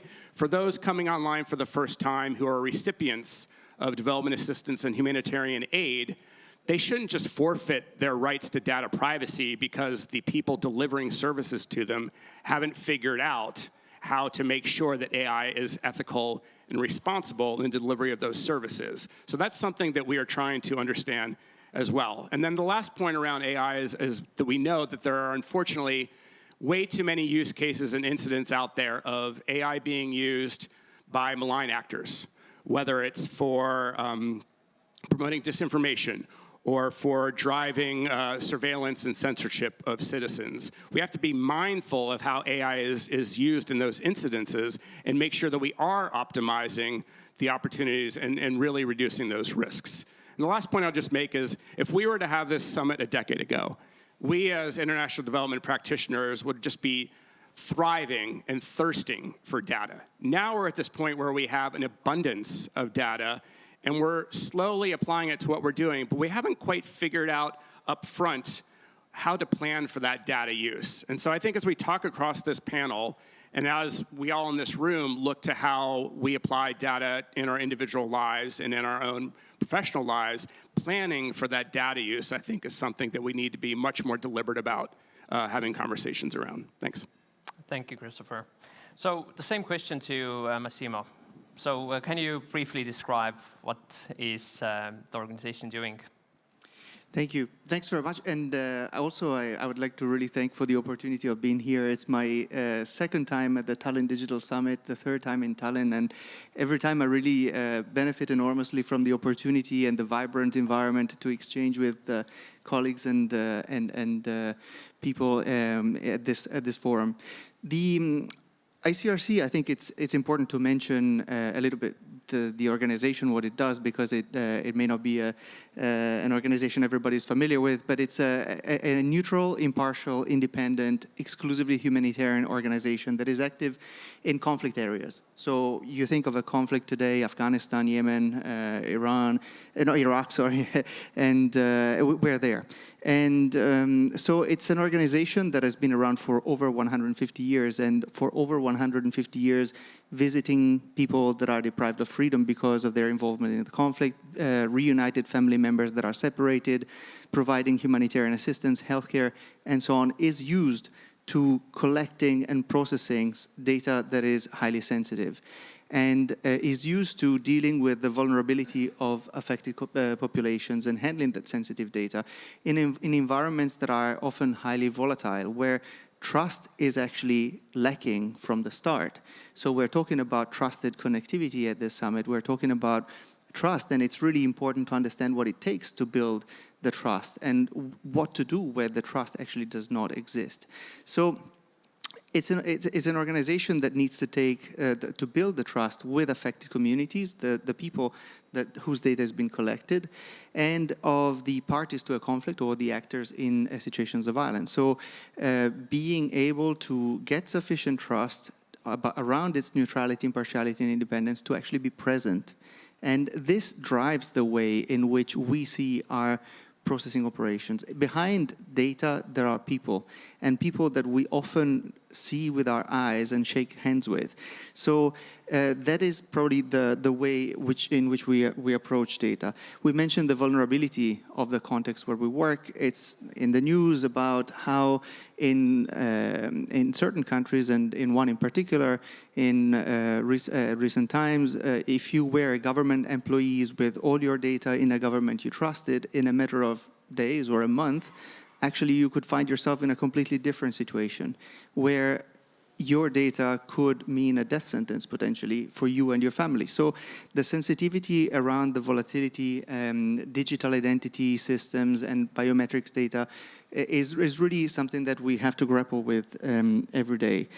So that's where, for us, data protection really is at the center of our work. It's really about ensuring upholding the dignity of individuals, ensuring that upholding the agency for individuals towards their data, and keeping the individual at the center, which sounds simple in principle. It gets very complicated when we're talking about embracing digital transformation. What does it mean to uphold agency and dignity when we're talking about training an algorithm with the data sets of affected communities?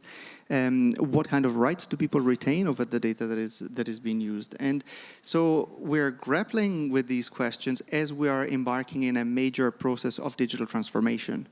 We want to embrace digital transformation because we have an obligation to leverage all the tools that we can to do more with less and to do more for the affected communities. We're seeing conflict environments that are changing dramatically or that have been changing throughout the years. I mean, to stereotype things a little bit, we no longer have a conflict setting where we have an army dressed up in blue and facing another one in red in the fields, and we know very clearly who to go to in order to negotiate access. We're seeing very fragmented environments where we don't know who to talk to in order to negotiate access. And artificial intelligence can be very helpful to help us reading the environment, to help us predicting who to approach and understanding who to approach and how needs could be developing. We see conflicts that last longer and longer. We're talking about the 10 largest operations where our organization has been involved lately have conflicts that on and off, crises that last for now an average of approximately 40 years.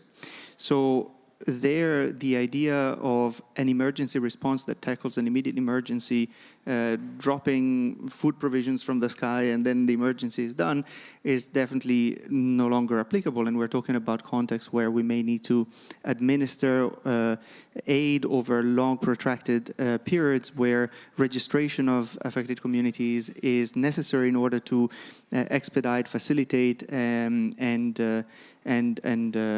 make aid provisions more efficient for repeat distributions. Identity systems become very relevant. The use of biometric data to make this this provision of aid more efficient and effective is very relevant. So we're really seeing a situation where we want to embrace digital transformation. We're fully aware of the risks, and this is why, again, data protection is at the center for us. We have been looking at gathering and convening the humanitarian sector and data protection authorities and privacy commissioners to develop clear guidance on how to deploy in responsible manners tools like cloud-based solutions, cache programs, artificial intelligence and machine learning, biometric data, and so on. So this is why for us really the notion of trust that was discussed today and that is being discussed today really resonates and resonates a lot, and we incorporate it as part at the heart of digital transformation. Thank you. And Amandeep, I know that IDEAR is really at the heart of cross-border healthcare systems, and I guess without what already has been mentioned, it's not possible to do. So can you please give us more overview of what IDEAR is all about? Thank you. So perhaps I'll just take a concrete example to explain what IDEAR is and what it does. And that concrete example is a science-based, digitally enabled, end-to-end pandemic surveillance and response scheme. We are unfortunately still living through a global pandemic, and pandemics come in phases. There are pre-pandemic phases, where your surveillance needs to be high, but not high enough. But then you move to actual phases in which you need to devote more and more health resources to fighting a pandemic, bring on vaccines, etc. So what we are doing together, collaboratively with scientists, transdisciplinary scientists. So this is not just a problem. Data and AI is not just for computer scientists and data scientists. Social scientists, domain specialists, ethicists, others need to be in the room. So this transdisciplinary group from across the world with a heavy participation of the Global South. Because if this doesn't work for the innovators, the emerging geographies of innovation in Asia, Africa, and Latin America, it doesn't work for the globe. So this group is helping us build the science-based architecture of this scheme. Because you can make a lot of claims about what AI can and cannot do, what data can and cannot do, but if it's not connected to science, as we see with emotional recognition AI, it's not going to be sustainable. So this group is elaborating that agenda. At the same time, because just the architecture alone is not enough. It's important. In the last panel, we saw how building blocks, stacks, what I call the architectural approach is so important. It has to be aligned with investments and infrastructure, as we saw in the morning. So alongside we building an investment case, how much would it take to first build an MVP to be deployed in the global south in the pandemic management slice of the scheme? And then how much would the overall scheme cost, and what would be the returns for the international community on that? Alongside, because you need to bring in data from both usual traditional sources, One Health as it's called, planetary health, human health, animal health together. You also need to bring in unusual data sources, air sensors at airports, sewage samples from across the world. And you need to use those unusual sources of data with your traditional data sources in these architectures. And people are not going to share that data unless they have trust in the infrastructure, unless they have collaborated on building that infrastructure, on building the algorithms together. So alongside, we are focused on the neutral, trusted infrastructure for bringing different kinds of data together in real time, so that next time around we are better prepared. Instead of 300+ days for vaccines to be developed, we can do it within 100 days, as the G7 has called for. So I'll just conclude my initial remarks by coming back to the data problem. We are looking at data in terms of 3 M's. So the first problem is simply missing data. Data on registration of births and deaths, data about disabilities, data about young people in the health system is simply not there. So you need to make that more visible. What you don't count does not matter eventually. So it is important what you're counting and how you're counting it. Second is the problem of misuse of data, which is where, Massimo, you went into that. In the morning also, we heard about all these problems around misuse, so that has to be addressed. And finally, the misuse of data. Data is there, but you're not using it. So it's sitting in either public data sets, which are not interoperable with the private sector, or private sector for proprietary reasons, commercial reasons, is not sharing it with others. The airline industry has just started working together on safety data with engines. This is a no-brainer. Likewise, for the emissions sector, catalytic converters that different automobile manufacturers use, data from that could be very valuable if it's pooled together.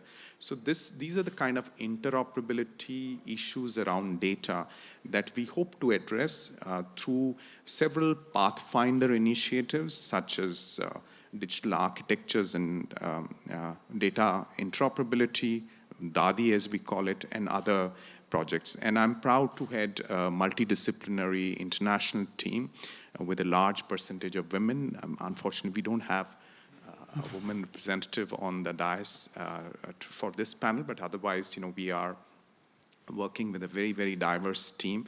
And we are on a path to launch by next year through a coalition of the willing.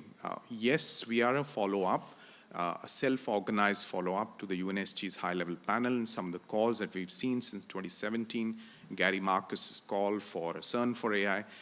But we want to build this together with a coalition of smart powers, such as Estonia, India, Singapore, Kenya, which hosts some of our hubs, Switzerland, Chile, Canada, and players from the international organization ecosystem, development agency partners, GIZ, for instance, STC, USAID, why not, and others from the private sector and philanthropy, so that using the digital transformation to support the health system's transformation, the health system's resilience that we need post-COVID, becomes a collaborative task, becomes an inclusive, innovative, and impactful endeavor. Thanks. Thank you. And I guess all the listeners as well agree that one of the kind of major outcomes or key takeaways was privacy and building trust. So on that specific topic, I guess in humanitarian crisis, pandemic, it is more than ever important that there are assurances that people actually trust organizations, that they share their most important kind of valuable data. So on that question, both to Christopher and but first to Massimo, what has ICRC done to ensure that citizens actually provide data, trust the organization itself? How do you safeguard and ensure ethics of using data? So thank you for the question. I think it's really one that is at the core of our thinking around new technologies as well. The thinking around trust is embedded in a lot of the operating procedures that we have developed over time. That already embed data protection principles from even before data protection formulated them as such. So being transparent and accountable for the data processing, tied to the purpose specification. In the kind of context where we work, often data sharing is very problematic because different agencies work and different organizations work with different mandates, and despite all being there for the benefit of affected communities, the different mandate basically could lead to data that has been shared being used for purposes that may not be compatible with each other. The data sharing has always been a bit of a difficult piece there. And that's where we're looking really at possibilities of increasing research and development in areas around confidential computing, trusted execution environment, multi-party processing, and federated learning. So the idea really is to find ways to build, not even to build trust, to accept that there can be no trust in some context, and yet to enable data sharing and data maximization. But basically the notion of data protection as applied to the different technologies is the heart of the work that we did in the development of the handbook on data protection in humanitarian action that I mentioned earlier.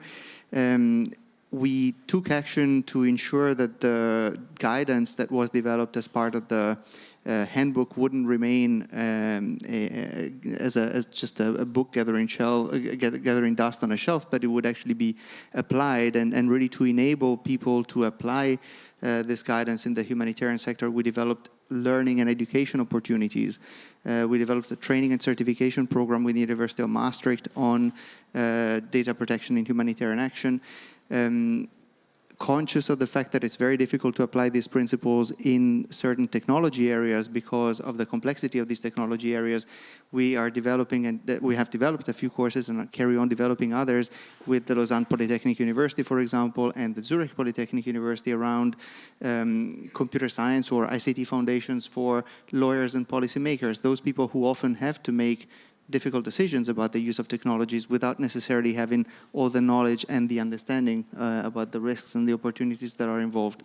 And the last pillar over which we've been working a lot, that I hinted to earlier, is research and development. We discussed about the sensitivity of biometric data, for example. Well, biometric data is incredibly useful, and I think we're seeing it as part of digital identity systems being rolled out in many countries, but also in the humanitarian sector, it's considered as a highly useful tool. We know also how dangerous it is if it gets in the wrong hands, and this is why we're looking at ways to enable increased use of biometric data while not holding it, basically either on token or pushing the state of the art of technology in this area to enable this use in a responsible manner. Thank you. And Christopher, to you, what information systems do you have, just to follow up, in place to ensure responsible use of data? Sure. There's probably two approaches, and one arguably is easier than the other. There's the top-down and the bottom-up, and maybe ideally they meet in the middle, although I'm not sure we're quite there. But just focused on the top-down for starters, if you take our current pandemic as a case in point, and if you didn't think so prior to COVID-19, what it has is it surfaced the need for data, right? Information for decision makers to provide services to end users and to citizens, and then information that citizens then need to take decisions. But what happens with all that data is sometimes this fog of information where the decision makers, governments, et cetera, aren't quite positioned to provide the services to the end user because it's kind of just all floating around in the ether. And that's not true just in health sector, it's across all sectors. And oftentimes it's the design of the actual tech platform or it's the data sharing agreement in place that prevents this most effective use of data. So one approach we take is actually to pull back. And for those of you who heard the Director General of Smart Africa speak over the video, the structure that we use is actually rather similar to what he was proposing. He called it a digital economy framework. We call it a digital ecosystem framework. But three key pieces. The one is around digital infrastructure and adoption, right? Are there secure and resilient digital infrastructure in place that are inclusive and available to all? The second is around digital society rights and governance. Do you have the right internet governance models and the policy commitment in place to foster that? And then the third being on the digital economy itself. You know, are there well-established digital providers across institutions and a digitally enabled workforce? And I've lost half the community in this room already because I mentioned an ecosystem framework. But the reality is, if we're talking about effective collection, analytics, and dissemination of data, we actually do need to look at all those pieces because we've learned over the years you can't ignore part of them and choose what you want to work on. It really is a broad recognition.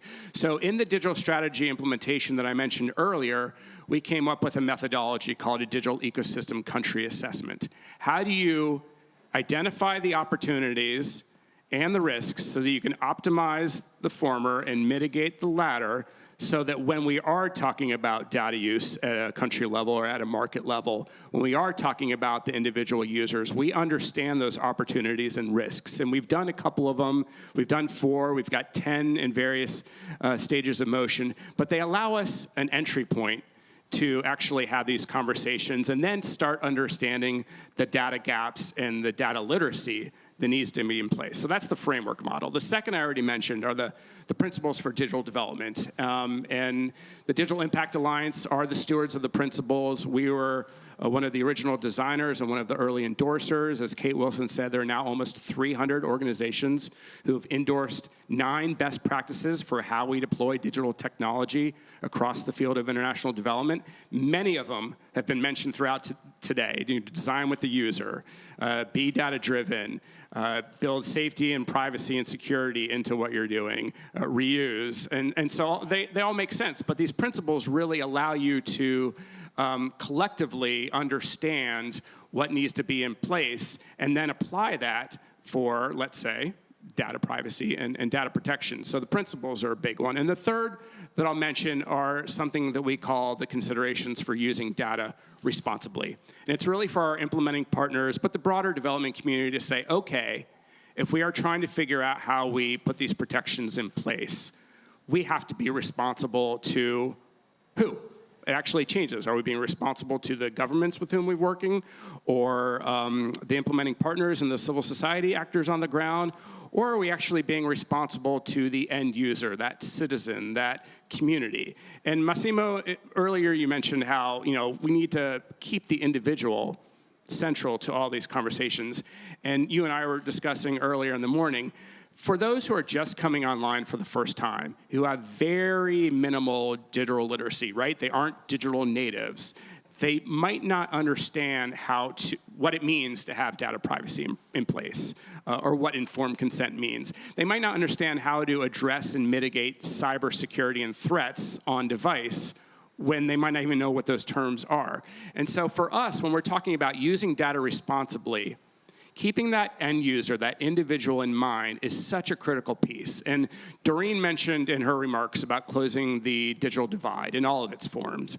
Secretary Raimondo this morning mentioned the same. And we really think that that is a critical piece to this. If we are going to bring folks into the digital age and build their capacity so they can maximize digital technologies for their socioeconomic needs, we have to focus on them as the unit of measurement. And that means across all of our activities, across all of our projects, across all of the sectors in which we work, to really bring that idea of data protection to bear. And it's going to be challenging, which is why I said top down is perhaps much easier than bottom up, but that is that ground level piece that is such a critical component. And to be honest, across the digital development community, these conversations, the one we're having here, have only been going on for 4 or 5 years, right? Maybe only in earnest for 2 or 3. So we have a good bit of ways to go, but we actually, I think, are in a good spot because we have a lot of like-minded actors that buy into what we're saying, that buy into the need to build trust into what we're doing. And I think it's that coalition of willing that will continue to grow and allow us, when we come back for this summit in 2 years, hopefully, to really demonstrate some real strides. Thank you. And Amandeep, there were great principles brought out already, and you're working globally with different countries, as you mentioned, the project itself. So what are, in your opinion, one of the key principles or problems that you are right now tackling in terms of cross-collaboration, cross-border collaboration? I think the key challenge is equitable sharing of benefits. A lot of partners in the global south, for example, one institute that we work with, they contributed a lot of genomics data to some of the modeling work around COVID-19. But when it comes to publications, they didn't have enough people writing out the papers. So they felt that other partners had got more papers out. And I could multiply these examples manyfold. So if you want to really build collaboration, then you have to clarify the incentives, the value add for everyone, and make it truly, the generosity of spirit. Today we have a large part of the global population that's just got, in their countries, only 2% of the population vaccinated. So it's not a good time to be, saying this, perhaps, but I think we need to be more generous with data and AI for development, and less top-down, more collaborative. And that will get the data flowing. That will get the trust going if you are willing to be open about agenda setting, about infrastructures, about data architectures, and about sharing outcomes. Otherwise, I'm afraid there'll be still fragmentation. People will still build their own strategic autonomy. The larger players would be able to do that. The European Union, the US, China certainly, perhaps India and Brazil, but others would suffer. So it's best to kind of be more generous and collaborative around data. In the development community, I think we still haven't completed, and I agree with Chris, this transition from ICTs for development to digital by design, maybe in a couple of years. So thinking deeply about digital, thinking deeply about data, infrastructures, and agency, like making the whole effort centered on patients, if it's healthcare or health workers, on humanitarian workers, if it's the humanitarian domain. So making it about the people who actually do this in the analog world on a day-to-day basis. If that's the vision, that's the value we can bring in, then that big problem of lack of collaboration, lack of trust in each other can be tackled. Thank you. And I guess collaboration is something that we are all discussing, given after the panel itself. And just to reflect from the Estonian side, we've been trying to push in the human-centric data governance principle. So putting people in charge of deciding over which third parties, whether it is ICRC or some other organization, can actually access their data. And at the same time, meanwhile, trying to preserve the kind of visibility and traceability of whether some organization or stakeholder actually processes the data, then we leave a mark. So there's a full transparency on data processing. Just to kind of wrap up, Amandeep, back to you. What is your key kind of takeaway? What we should do globally first to solve the problems that we right now in terms of exchange of data? What is your recommendation? What is key takeaway? And the same question to others as well. I think let's make it work in one area. This pandemic surveillance scheme, for example, so it's like a moonshot.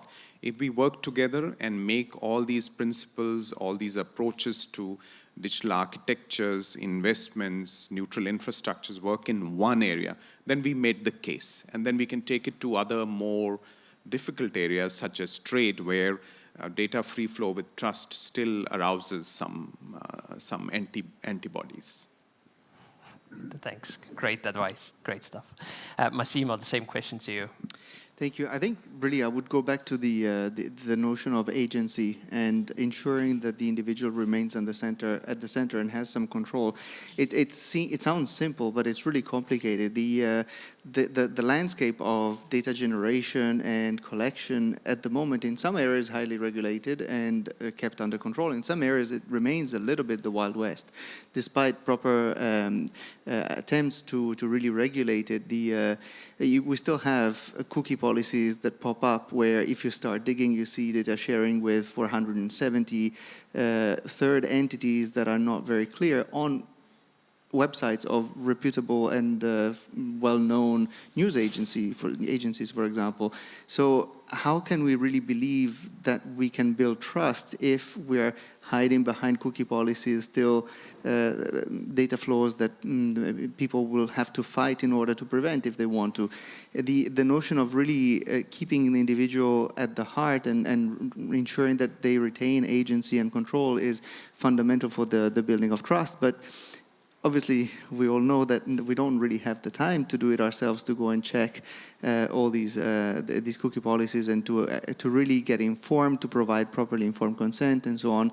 Technologies are becoming more and more complex. We're being challenged to keep up with them and to fully understand the risks and the benefits of using them. So the notion of accountability for the controller, whoever collects the data, for proper risk analysis and assessment, and accountability against regulators around this is very important.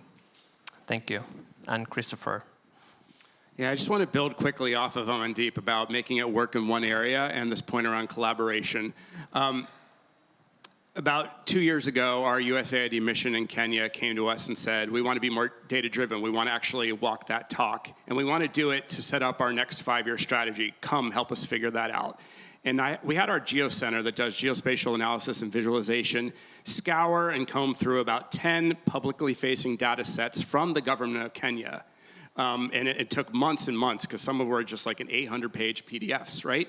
But they dumped it all into Tableau, they used some machine learning, and they were able to then return to USAID 65 maps of all of the different development statistics and trends across all 47 counties in Kenya over the past few decades, even before they had counties. And then they went one step further. They said, across all the 20 different sectors that the Kenyan government is spending money on, here's a heat map of exactly what they're spending on year over year across all 20 sectors, across all 47 counties. And we then gave it back to the government itself. We went to the budget office and said, hey, here's your data. Do with it what you will. And they said, oh my gosh, we've wanted to do this for years. We absolutely will build upon this. And the USAID's mission said, look, we want to take this data and go out and have conversations with all 47 counties, with private sector, with civil society, with local government to say, hey, here's the data. You tell us what we need to do, what you want in your counties, and we will build our strategy around that. To me, that's the idea of taking data and the power of it and applying it at a country level. And I think to take it one step further, I've had brief conversations with other bilateral donor partners to say, hey, how do we get away from the summits in our HQ to HQ conversations to say, let's get our field offices on the ground to leverage the data sets that we all have to do so responsibly, ethically, with the right protections in place, and really make the power of what data has to offer work at a country level. So for me, I think that's what's most important for what's next. And then lastly, I'll revert back to something I said earlier on. It really is the intentionality of it. What's the starting point that we are applying our work forward in the field of international development? In this case, if you are intentional and deliberate about using data well and using it responsibly before you even discuss the thing that you're going to be doing, I think that's going to position us well. Thanks. Thank you. Thank you for the panelists. Just to wrap up, I guess one of the takeaways for myself is that we should really work on a concrete project, define a concrete use case. We are often discussing different ideas during panels, during different meetings, but nothing is often done, actually. We develop frameworks, which are, in a sense, really great, but they don't deliver any value oftentimes. So we should take one step towards being more concrete, define a use case, whether it is in a healthcare sector, because it is really crucial right now during the pandemic, and really work on one example that we can then share across different sectors, across different governments. And if we manage to do that, I think we can already dream a lot bigger. So thank you for everyone. It was my pleasure. Thank you for the panelists. Thank you. Thank you.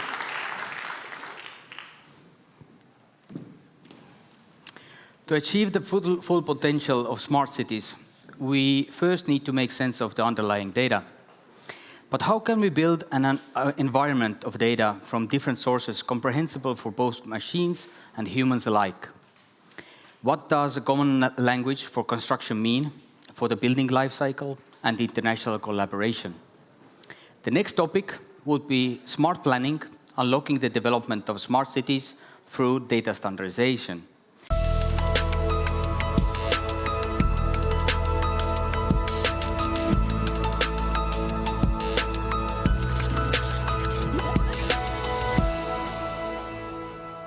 Inviting me to this session, and I will try to tell you a little bit today about some general things about the construction industry, give some few examples of development in standardization, the use of technical international standards in that area, how to create common language for the built environment as a basis for further digitalization and programming, and also tell a little bit about how to use systems engineering principles as a basis for create digital connectivity.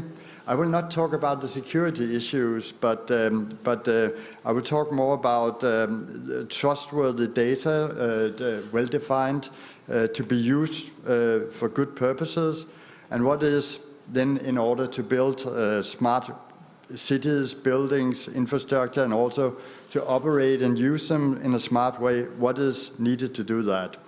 It's something about the digital twin and something about using open standards, and I'll get into that. Yes. This is not a new vision. You have seen it in the movies from the 80s by George Lucas, in the Star Wars and Blade Runner by Ridley Scott. Who wouldn't want to be an R2-D2 to access a lot of information in a complex structure, even trying to manipulate it and do something about it. Sometimes it goes wrong. It very often does in construction. So what are the possibilities and the challenges for construction?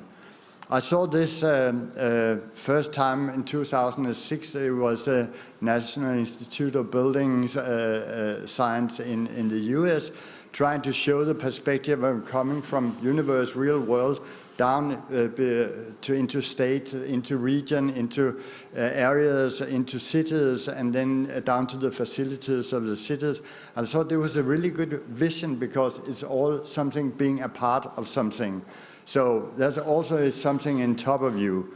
And if we just go into the area of smart cities, we have all these regulations and geospatial issues, and we have building capacity, infrastructure, we have asset management, operation use, and we live and work there. The cultural development takes place there, and so on. So let's look into those in a more object-oriented perspective. What are the object classes that we should attach all this information to, that we like to be able to access? You can see we're coming from planning, which in overall term.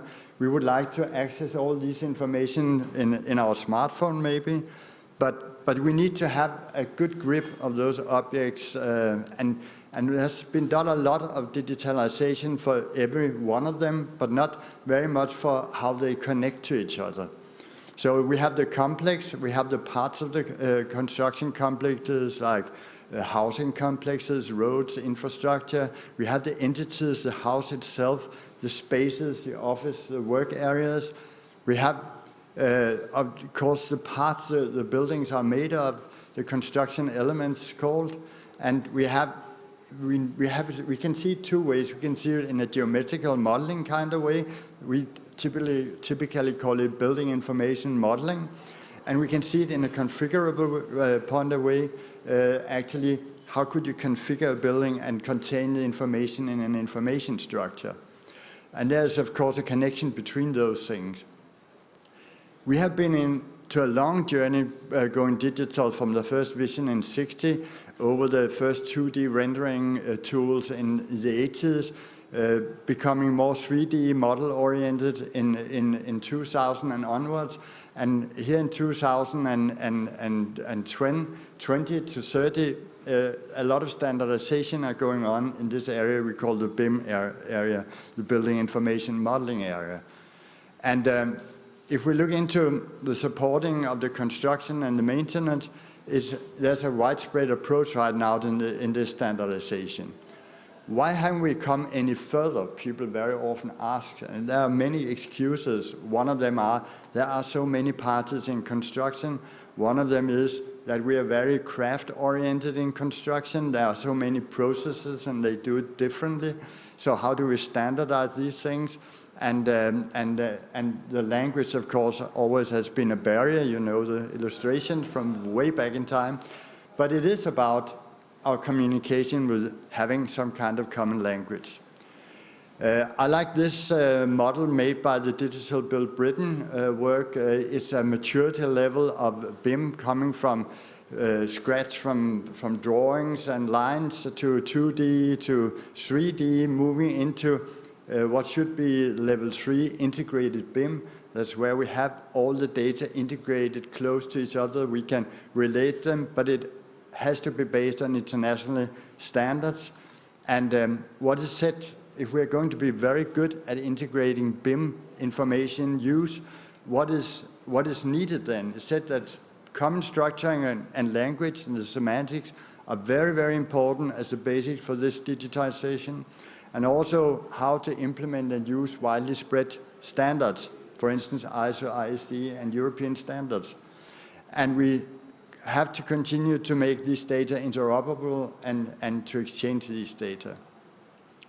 So it's all about getting some common language for construction to secure that we get those valuable data integration and connectivity. And if we compare to other areas like the music industry or music in general as a cultural phenomenon, if you start to make 4 musicians play some tune and they haven't seen or couldn't remember, when they get the notes, the guitar tabs, the harmonics, the guitar chords, suddenly they are happy, they can start joining and together and play that piece of music.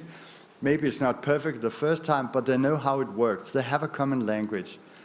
We need to have the same kind of common language for all these types of information we use within every model, whether it's geometrical, it's diagrammatical, it's schematical, it should be a specification or whatever. They should all be able to fit together. And they do not do that today. So it's very hard to digitize things that are not very good corresponding.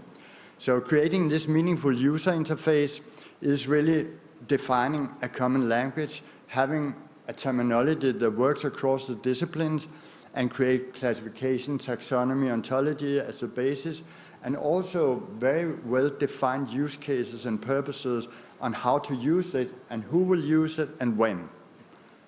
So all the prerequisites for unambiguous, clear digital communication, for automation and machine reading, for IoT and linked data with meaning.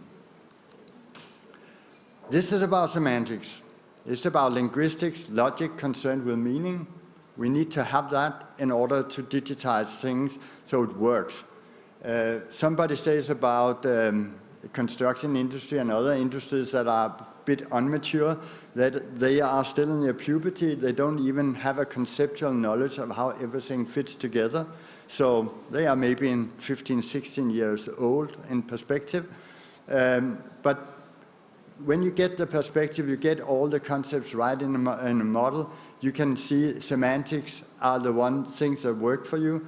That's also the one that would have to be the foundation for the semantic web and link data to get the right information. And you know, for instance, even for advanced algorithm as Google, you very often get things that are badly translated or not found directly as you thought it would be when you put in your search terms. So that's something to work with. And we started in Denmark 10, 11 years ago with a governmental mandate and some public funding and EU funding of trying to work with these things. We made some results that were taken up by some countries all over Europe with interest. But first, when Estonia was taking the lead of gathering some countries, say, why don't we collaborate around this? I think it started to spread more. We had a letter of intent. We showed in late 2019 in a Brussels seminar for the EU BIM task group what this was all about. And we made this model for governance and management for the CCI collaboration around a classification, a common classification standard for the construction area that could fit all parties. Up till now, many countries had their own very nationally defined classification, and it's very much an analog way, thinking of analog information. So we said it should head for digital use. And I'll just try to show a few examples so you can see terminology issues that we have to solve to secure correct digital exchange. It is that we have the correct definitions, the classification, the relationship. And if I take a term like product, you can see that even within construction, you can have product defined in two different ways, as an item manufactured or processed for incorporation in construction works, or just for being an outcome of a process. It really matters in which way it comes out with information. And that goes for a lot of things. I could give another example. These are very specific. If you take a column, there are quite a few out here. It's a preferred term for an object class. We have coded ULD by standard. It has a definition, structural supporting object, and so on.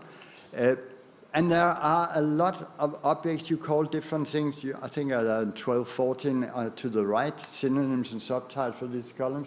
They actually all comply with the same definition. So they are, in fact, the same object, but different disciplines, materials, ways of looking at it has made them being called different things, and also different in different countries.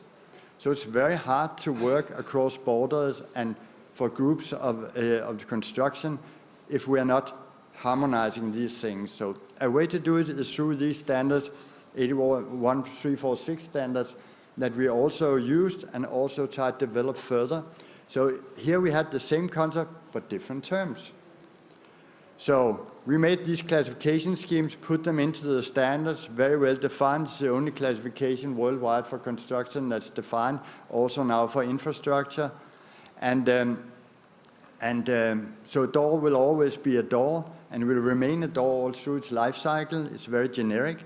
But there's a lot of properties, the information that we need about that door, that also have to be standardized, and this will change through time. The door will continue the whole life cycle being a door. If it's not there anymore, there are no doors, so it's very, very easy. But even the properties, like the one of the properties from before, thermal transmittance, you only see it 2 times here using the same term. You can see 4 other terms in different platforms for construction, calling it something different. This is very, very hard to digitize. We need to standardize this, and we are into standards now that are standardizing the way we use properties. So in the CCIC collaboration, and other countries are very welcome to join us, we are working with the classification of the object classes, and then in the standardization, we are working on both CEN and ISO level to standardize property data and put them into data templates. A lot of standards are being developed right now. You can see all the technical committees to the right. So these are very important, but you know, I was told that maybe more than 200 standards are behind a smartphone. So we work with a very complex thing like the whole built environment. So it takes time, a lot of standards. The first, I think 50 standards are on their way or have been produced right now. So we use two things. We have the information structure, that's the interface, the user interface, the semantics, and we have the data model, and we are so fortunate that we in 25 years have developed on the Building Smart IFC data exchange format and the way to handle these things. And these two things together, the closer they work together, the more useful this information exchange will be between all the parties of construction. And other areas have now learned from this. This has moved into infrastructure. This is a Swedish model, a configuration model of a tunnel, and it's all configured the same way. We have seen it in Sun and Belt. We've seen it in Semco Maritime. We see Airbus have taken the principle for production of their airplanes now and for their production sites. And we can see that they have had the same issues about geometrical modeling. There are things they are really valuable for, but carrying every information of an airplane is not enough, and carrying every information about the production side is not enough with model. You need to have information structure. They have found they had exactly the same needs. So looking at the future, wanting a digital twin, a full reference model of a system of interest. We have here tried to model the Molio building we do in our company when we test things. You can have different aspect views on things. You can have the location view, you can have a functional view, and you can have a product view, and you can have maybe a service or operational view. And they all go together being some information structure, a reference model. Having this reference model, you can get to the same information in many different ways, which is needed by users. And a lot of that information is really related to each other. So this is, of course, very complex. But as this very clever man once said, only with complexity you can reduce complexity to make something simple. So don't hesitate to move into that, but don't think there are very simple solutions to solving these things. And again, with a little quote from the Star Wars, never underestimate the power of the standards. They are so essential for us to be successful. Thank you very much. Thank you, Gunnar. Thank you. Developing a practical, sustainable, accessible, and pleasing living environment has always been a challenge. With the rise of digital age, we have many new tools at our disposal that can be better analyze, simulate, and optimize the building life cycle, from planning, design, construction to renovation, demolition, and recycling. In the expert panel, we will explore how to navigate the expanding sea of data and how to keep the process human-centric. During the discussion, we will provide key takeaways on how governments and the public sector should manage building environment data. The title of our panel discussion is How to Harness the Power of Data to Improve Our Built Environment.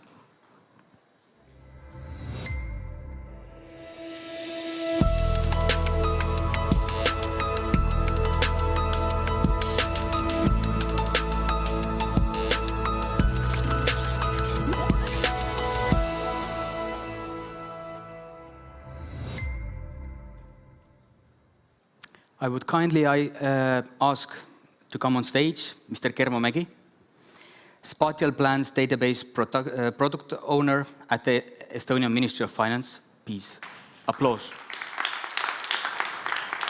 Gunnar Friborg, Product and Standardization Manager at Molio, the Construction Information Center in Denmark.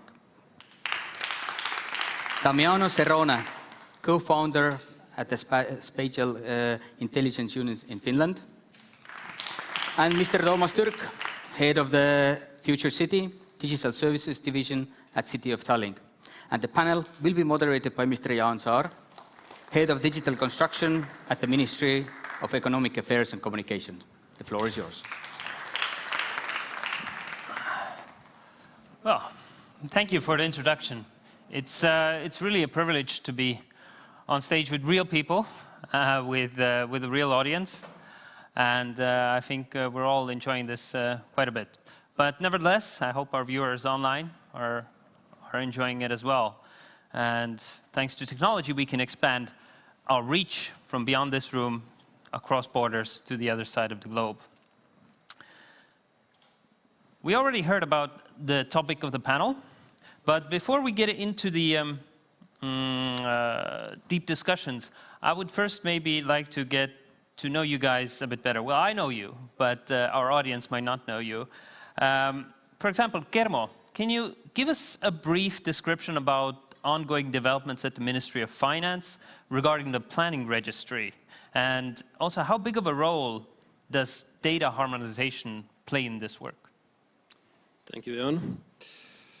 Well, let's say, yeah, at the moment, at the Ministry of Finance, we are developing the state's database for all validated spatial plans of Estonia. This is what we are doing, but I would like to also say why we are doing it. At the moment, we don't have any, let's say, every municipality has their own information system, and many of them don't have any system at all. So it takes a lot of time for the citizens to get the spatial data. It might take up to 30 days, or if they expand the date, then it might take even a couple of months. So we are creating one database to access this data online, and if you have the internet connection, you can access it everywhere and quite quickly. And why it's important to harmonize the data? Well, I really like the example that Gunnar brought out with the music industry, that, let's say, we have a common understanding that the building life cycle starts from spatial planning. So let's visualize that the whole life cycle is like the one band that plays the Carlos Santana, for example. So they need to understand the notes equally. So if during the spatial planning period, all the conditions, all the analyses, all the studies that are made, it might take a year and a half or even more. In terms of C-plan, it might take up to 4 or 5 years. So you can imagine the effort that people are putting into this. So it's their own in their own interest to expand their knowledge through the building life cycle. So we need to agree on equal terms. When we think of or when we plan the conditions, the same conditions should be understood equally through the life cycle. Thank you, Germo. We will come back to the spatial planning as well. But Toomas, how is Tallinn managing the ever-increasing amount of data about the built environment? And do you think it's up to municipalities to govern and manage their own data, or should the central government also play a role or have some stake in it? Yes, from the city level, of course, we generate a lot of amounts of data, and the cities are a combination of public sector and, of course, private sector. So there is a good cooperation with the national government level, but at the same time, we have to see that cities are very livable, so they are very live. There is a new data generated from each stakeholder, the ones who live in cities, the ones who build the city, the ones actually to visit the city. And if we talk about, for example, this construction data, then of course we have something in common, because we really use the interoperability, which is a really important topic of this event and all the things that we do here in Estonia, in Tallinn. And at the same time, we need some more details. And especially in our detailed planning processes, there are demands which cannot be supported 100% from national level. So that's why the city is developing also the information systems and also developing the processes to accept all these permissions, all this construction process related bureaucracy. So there are some details that can be handled only on city level. And this is where, let's say, a good cooperation, which is good. Yeah, I would second that. We're at the Ministry of Economic Affairs and Communications. We are managing the building registry, which is a national system, but we do this in close cooperation with municipalities, Tallinn being the biggest municipality, and we have a lot of developments like bringing in BIM models to the whole process of building permits, and this we're hoping to pilot already this year with Tallinn. So yeah, cooperation is great. Damiano, tell us a bit about your work at Spin Unit and how you use national big data and thick data, as you say, to work with cities and ministries. Oh, yeah, it's been a pleasure, actually. So we've been, we started with the Ministry of Finance about 2 years ago, and now with Ministry of Economy, in the process of bringing, kind of starting from big data, so kind of taking all this wealth of knowledge to understand what are the patterns, what are the trends, but then kind of with big data we can clearly kind of see patterns and, well, let's say, formulate better questions. But then we need to go one level further, so we need to go into the thick data, which is kind of understanding all these socially meaningful data sets. So we need to kind of narrow it down to those indicators that give us an idea of kind of the social reality of cities and regions. And in that, quite often, we actually work with citizens themselves to gather the data sets. So, for instance, if you look, there is about around 100 bus stops here now in Tallinn and Harju region. There are QR codes that people can utilize to survey the public stops and give us their feedback and then analyze. So this is thick data, right? With the big data, we know where all the stops are and how they perform. With the big data, then we get, let's say, the sensitive kind of information that actually matters to people. And eventually, our role is to make a synthesis for policymakers. So this is pretty much kind of how we utilize it. And so far, it's been great, actually, because I would say data sets in Estonia are beyond, let's say, perfection sometimes. I understand you're working with the Estonian municipalities and ministries, but are you doing it also in Finland?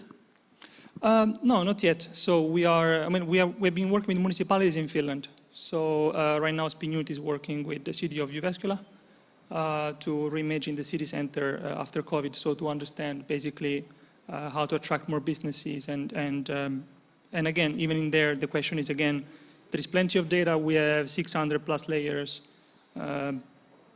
Which of those data sets are socially meaningful and what kind of indicators are actually socially meaningful? So again, big data, thick data, where we have the collective intelligence and then synthesis. Thank you, Damiano. Gunnar, I really enjoyed your presentation, and you managed to surprisingly keep on time.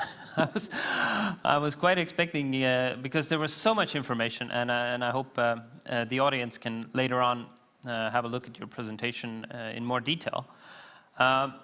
You mentioned a lot of the time, and you talked about standardization, which is a very time-consuming and bureaucratic process, which is not how you would maybe describe innovation.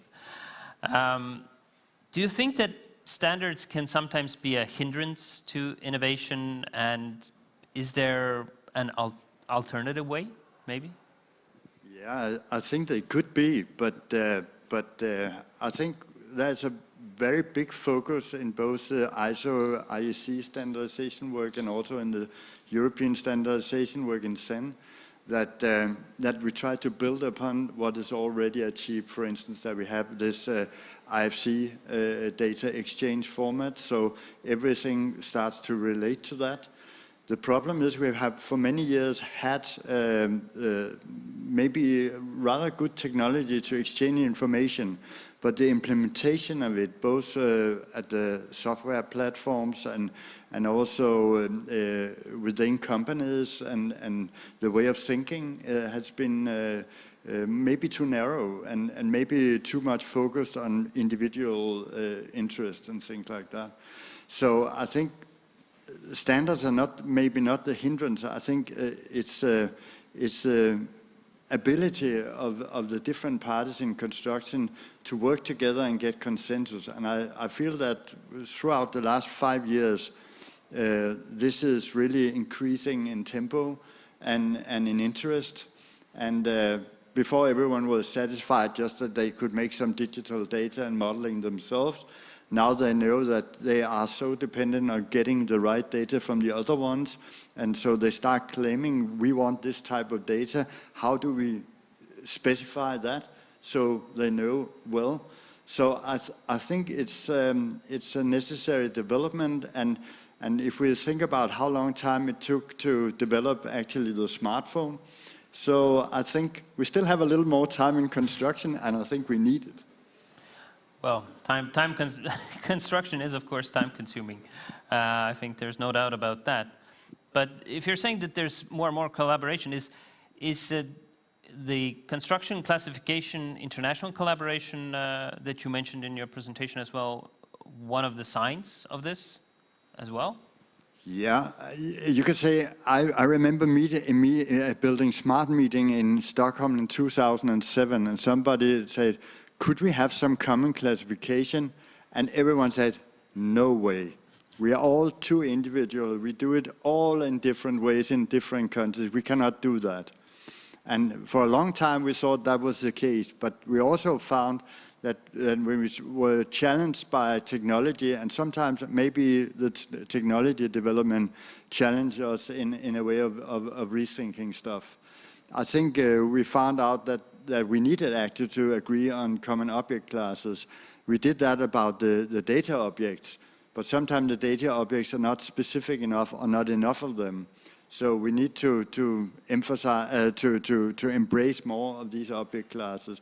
And I think that was the vision that it was also very difficult to get software people to develop useful tools if we are all thinking in different classifications. Everybody, got angry. You have another classification? Oh my God, we don't want to do that.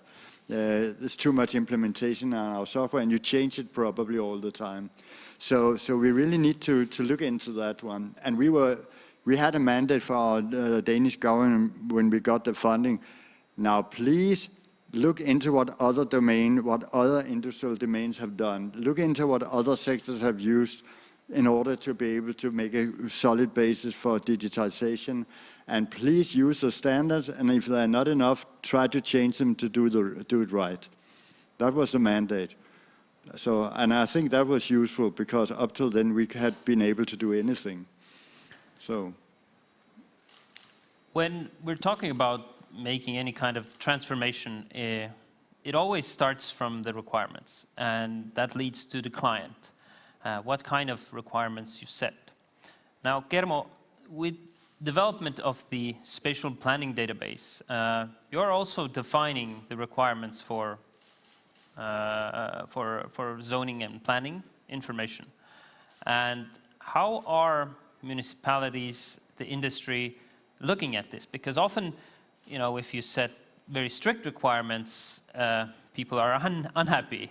But if you leave them too relaxed, then you end up with a mess of data that you can't really harmonize. How do you find the balance in that? Let's say this is the hardest thing to do in this job. At the moment, actually, we don't have the feedback from the local governments because we are still under development, although the system itself is so much ready that we can launch it. Publicity and governments, they can start testing the system. But it's always the question how much you need to standardize and how much you need to leave it open. We have to agree through the life cycle which data we need to standardize, which have to be strictly standardized, and then there's also a possibility when you strictly standardize some data or some data fields, you can also leave it like dynamically open. There are some, like say, technical issues that you can that we can think of. But to get the actual feedback, I think next year I can answer them more precisely. Thank you, Thomas. How would you answer from Tallinn's point of view? The same question. I mean, you're setting also a lot of requirements. You're managing permits, approvals, etc. How do you find the balance? I guess today is the most important question to solve is how to provide usability, so the usability of services, because as a municipality, as a government institution, you can always talk about there is a law, there is a process, there is a regulation, but from the user perspective, this should be different. So that's why, for example, Tallinn joined a couple of years ago Bloomberg Philanthropies project where we developed our new detailed planning register. So the whole process was taken into pieces to put back together. When we talk about this usage of national regulations and national information systems, of course, we have to find that what is there for our users, so how we can make it more simple to present that, so how to integrate it into our processes.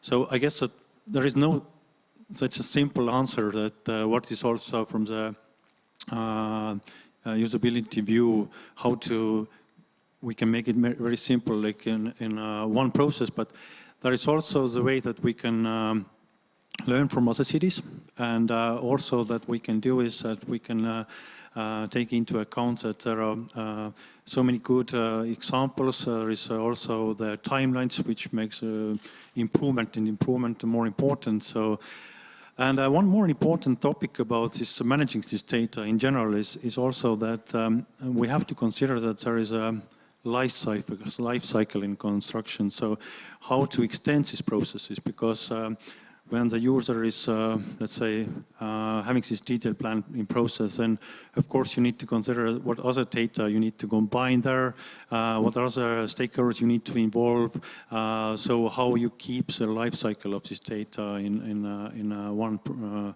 let's say, in one flow. So, yeah. And we will give feedback to the National Register, definitely. Mm-hmm. No, again, that's a perfect example of collaboration on the local government and the central government level.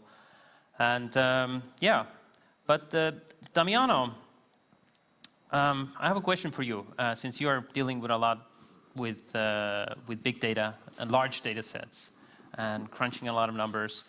And at the same time, we're also talking about, standardization of making it human readable, understandable, harmonized, and at some point it gets very, very complex. And as Gunnar pointed out in the end of his presentation, complexity can solve the problem of complexity, actually. Do you think that there will be, in the near future, a way to solve it through AI or machine learning, so that, it doesn't matter how we classify this or that object? As humans, we can more or less say, well, that's a window, that's a door, and yeah, well, that's maybe a supporting beam or whatever. When can machines do that? Maybe we can have the machine do it for us, and we don't have to spend all this time in figuring out a common language. Do you think it's coming? Well, it's inevitable, I think. But there is going to be kind of, I would say, a choice that somebody will make. Do I want to use it or not? Why I say that is because clearly AI is already helping us to make sense of data sets. We've been playing with it. But at the end of the day, is kind of, I would say, it becomes almost kind of a social choice. Like, do we actually want, do we want to have AI as a driver of our social and kind of economic development of our cities? Or do we want to have a debate? Do we want to have co-creation and so on? So kind of, AI, yes, is a tool to make sense of data, but I would still say that socially we form the questions that become meaningful. So what I mean is that eventually we need to try to kind of figure out of this mess of a data set, which are the ones that are meaningful for us. because quite likely we might not get that answer from an AI. But what is very useful is in, let's say, finding patterns. So for that, it's still extremely useful, and I would say it's almost impossible to be without it. But again, I would use it to form the questions, not to answer them. So it could be rather kind of a tricky place to be. Okay, thank you. Gunnar, you probably get that question quite often. I mean, if Yes, I people do. get overwhelmed by the complexity of Well, classification. I think from talking with people interested in the semantic web and the linked data, I get told all the time by people who have been diving into that if they don't have some kind of meaningful data actually to work with, it's very difficult to do good linked data and very good semantic web. I was told by web people that doing semantic web, it's so nice having an ontology, makes things so much easier. So you could say, when you get more advanced, you could skip the classification codes and just have the terms and the definitions of being an ontology and work with that. And I think that would be okay. Right now, we have the need for having some kind of machine-readable code that can really group things in different ways and be able to make the queries right. So I think we are in a very long transition period. But every time I talk about this with people with semantic web and linked data, say, this is a long-term development. This is for the future. And we need something right now, together with the modeling tools. We need something to actually be able to show meaningful data in a context. So I think, yeah, probably in the future, but right now, we really need to do something. And I think the parts of this will also be able to be used for future development for AI, semantic web, linked data, so on. Thank you, Gunnar. Now I'd like to shift the discussion maybe a little bit from maybe the technical aspect of making sense of the data and classification, etc., to more maybe human concerns about privacy and data security. Now, Thomas, you're in Tallinn dealing with a lot of data. You have lots of sensors in the city as well. How do you address the concerns related to privacy and security of this data? Yes, there are so many sensors, cameras, etc. available in a city environment, in every city, I guess. In our case, we have a very strong legislation in place, which is, of course, coming from the European level, but also national and then city level.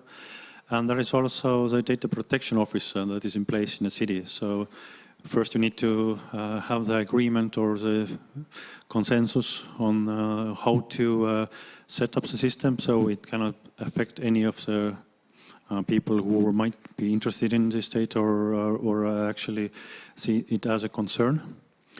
But from the city perspective, it's more the more I like the expression that colleagues here said about the meaningful data. So you can collect so many information on videos, audio, sensors, tracking, etc., etc. But what you will actually do with that data?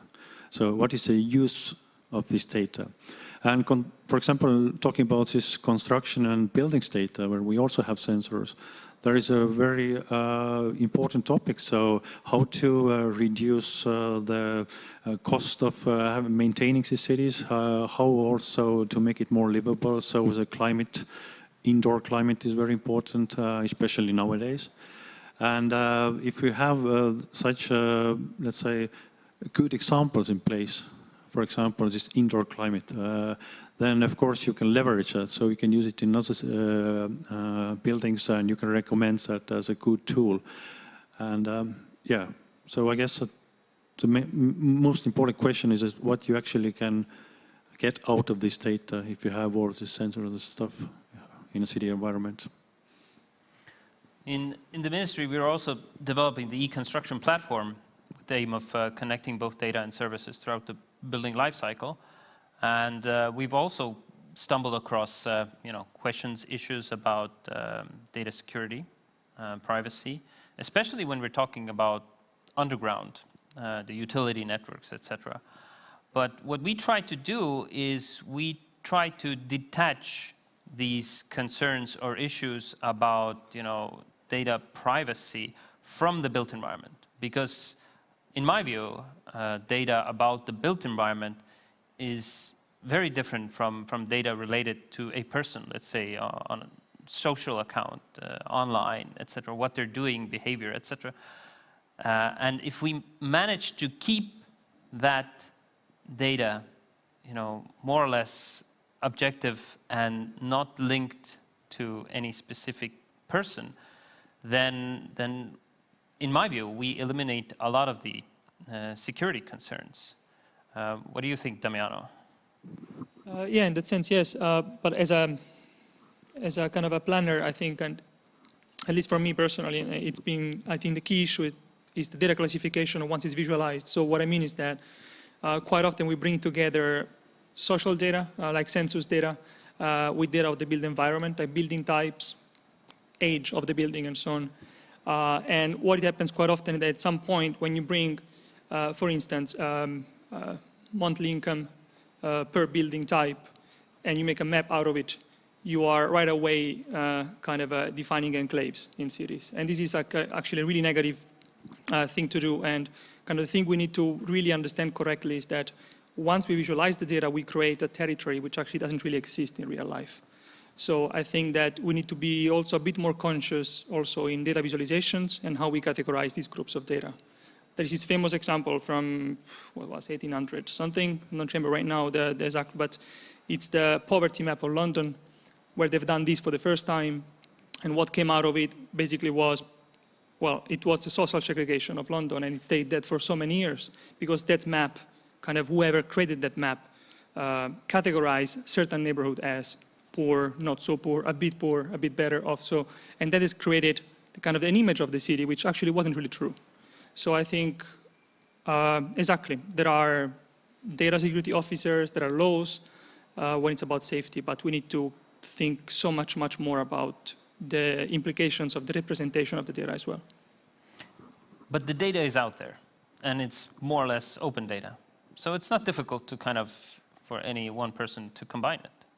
So we really can't protect people from that, can we?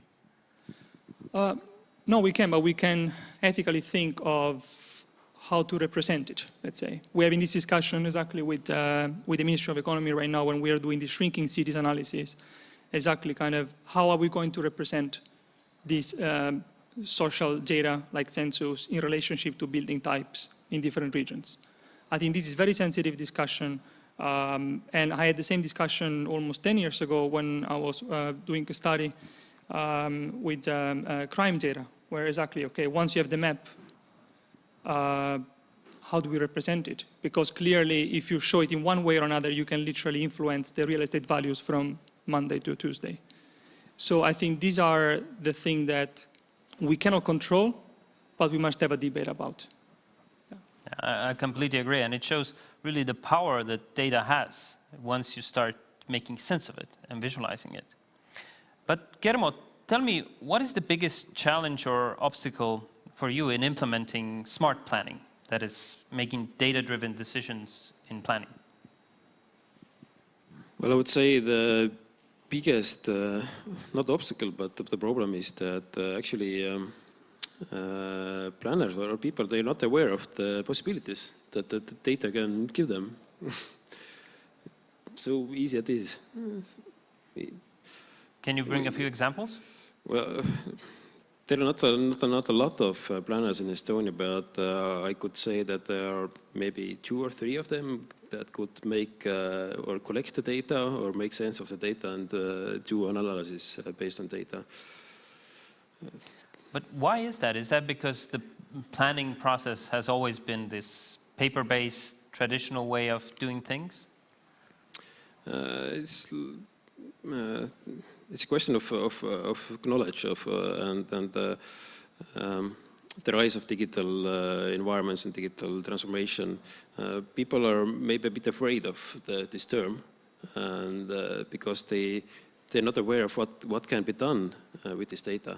So if it's a dark side, so I'm afraid a bit, but it has been brought out in many of presenters today that we need to train people. We need to raise the knowledge or the awareness of what can be done with this data. Thank you, Germo. Yeah, Gunnar, go ahead. You want to respond to that? I think it raises a question that we know very much from the construction industry in general, that we have, for instance, when you deliver a project finalized, you deliver information for the operation and maintenance. And for a long time it was paper-based documentation. Now it's changed to digitally based documentation, and there's still an overload of information. So what is needed, and what we had a group in Denmark doing, was to focus on the essential information they needed for doing specific tasks. For instance, the daily or week or monthly maintenance. And then what kind of documentation they would use if they were going to refurbish or rebuild something. And then the documentation they would need if they was concerned with a 5-year responsibility period for it was working all right and being in good shape. So it's very different purposes actually information should be delivered from. So the definition of those purposes and use cases are really essential. It's also a part of the standardization work also within Building Smart to do that. I think that's essential for getting the right data and only that data. I would like to hear the challenges also from others. Damiano, same question again. Challenge in smart planning. How to do it? Well, I think that cities thrive when citizens stay, right?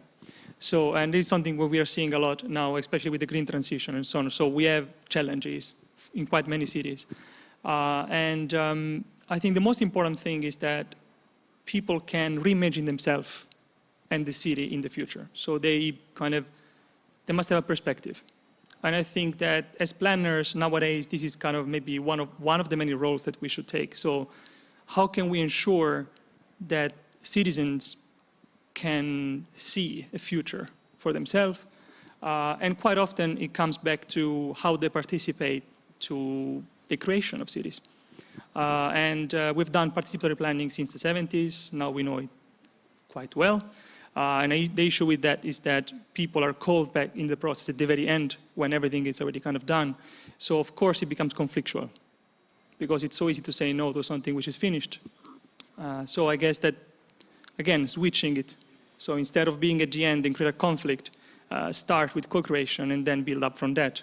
I think that this is, especially after COVID, that's what we've seen. A lot of experimentation in cities, neighborhood getting organized by themselves. So how do we retain now? What kind of a normative we can utilize to retain those experiments that worked well? Because people have done this kind of for us and for free. So then now let's get those best ideas and implement them. I think this is going to be super important. Thank you. And Thomas, your challenges in Tallinn?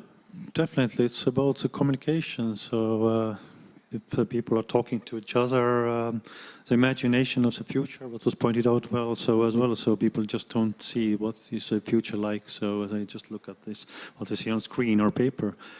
But it's also that the training, understanding of what are the possibilities, and all these good examples showing that there can be a change, and also from the officials' point of view, it's also important to take the processes as a spiral. So you go on the next level. So you learn what you have done.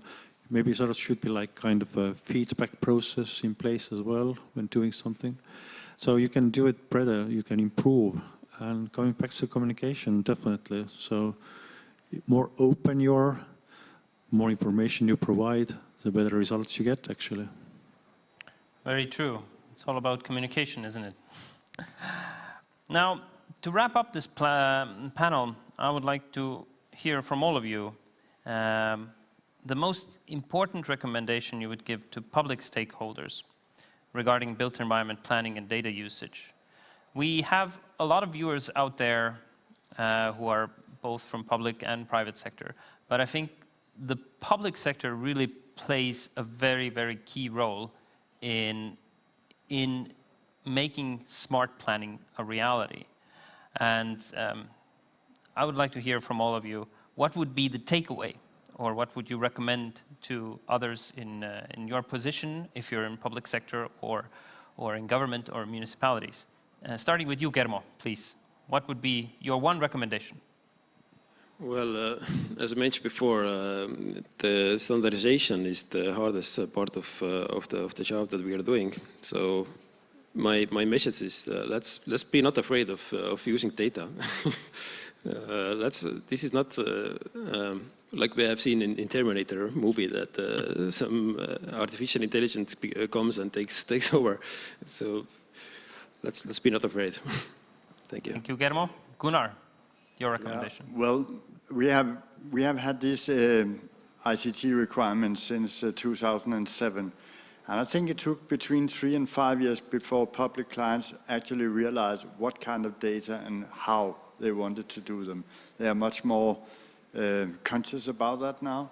So it's a maturity process. So I say try to focus on the different purposes and uses you will have for those data, and only ask for those. Don't ask for all, because all is not useful. So, in other words, to make it clear what you need and ask for only what you need. Yes. Thank you. Damiano, your recommendation, takeaway. Yeah, well, it's a hard one, but I would say borrow a bit less and maybe kind of innovate a bit more. So, for instance, if we all have heard now in urban planning, 15-minute city, it might work in Paris, but let's see what works in Tallinn and scale that up. So, kind of the idea, instead of borrow a lot, we can get inspired, of course, but there is plenty of ideas locally that can be sort of can be given a push and create local innovation that is meaningful for a city. So, yeah, borrow a bit less and innovate a bit more. Could work. So start from small and go and scale up from there. Because we already know that works. Like if something already works locally, then instead of trying to replace it with something else from abroad, try to kind of help that out, right? So you would do with a child sometimes as well. Thank you. Thomas? Openness. So how to have more open data, how to open your interaction with all the stakeholders. So, and scaling up, showing what is good there already in place, how to scale it. So it comes up with a communication openness. So that's my recommendation. Thank you, Thomas. So to summarize, key takeaways for our audience when we talk about smart planning, making use of data in developing the built environment, our whole living environment, is don't be afraid. Ask for only what you need. Start locally, innovate, scale it up, and be open about it. And from my side, I would just add collaboration to as the last point, and definitely talk to others. So with that, I thank you for coming to our panel, gentlemen, and I hand it over to our moderator. Thank you all. Thank you. Big applause, please. Now, let's all go upstairs to the central stage for wrap-up and major takeaways. Thank you.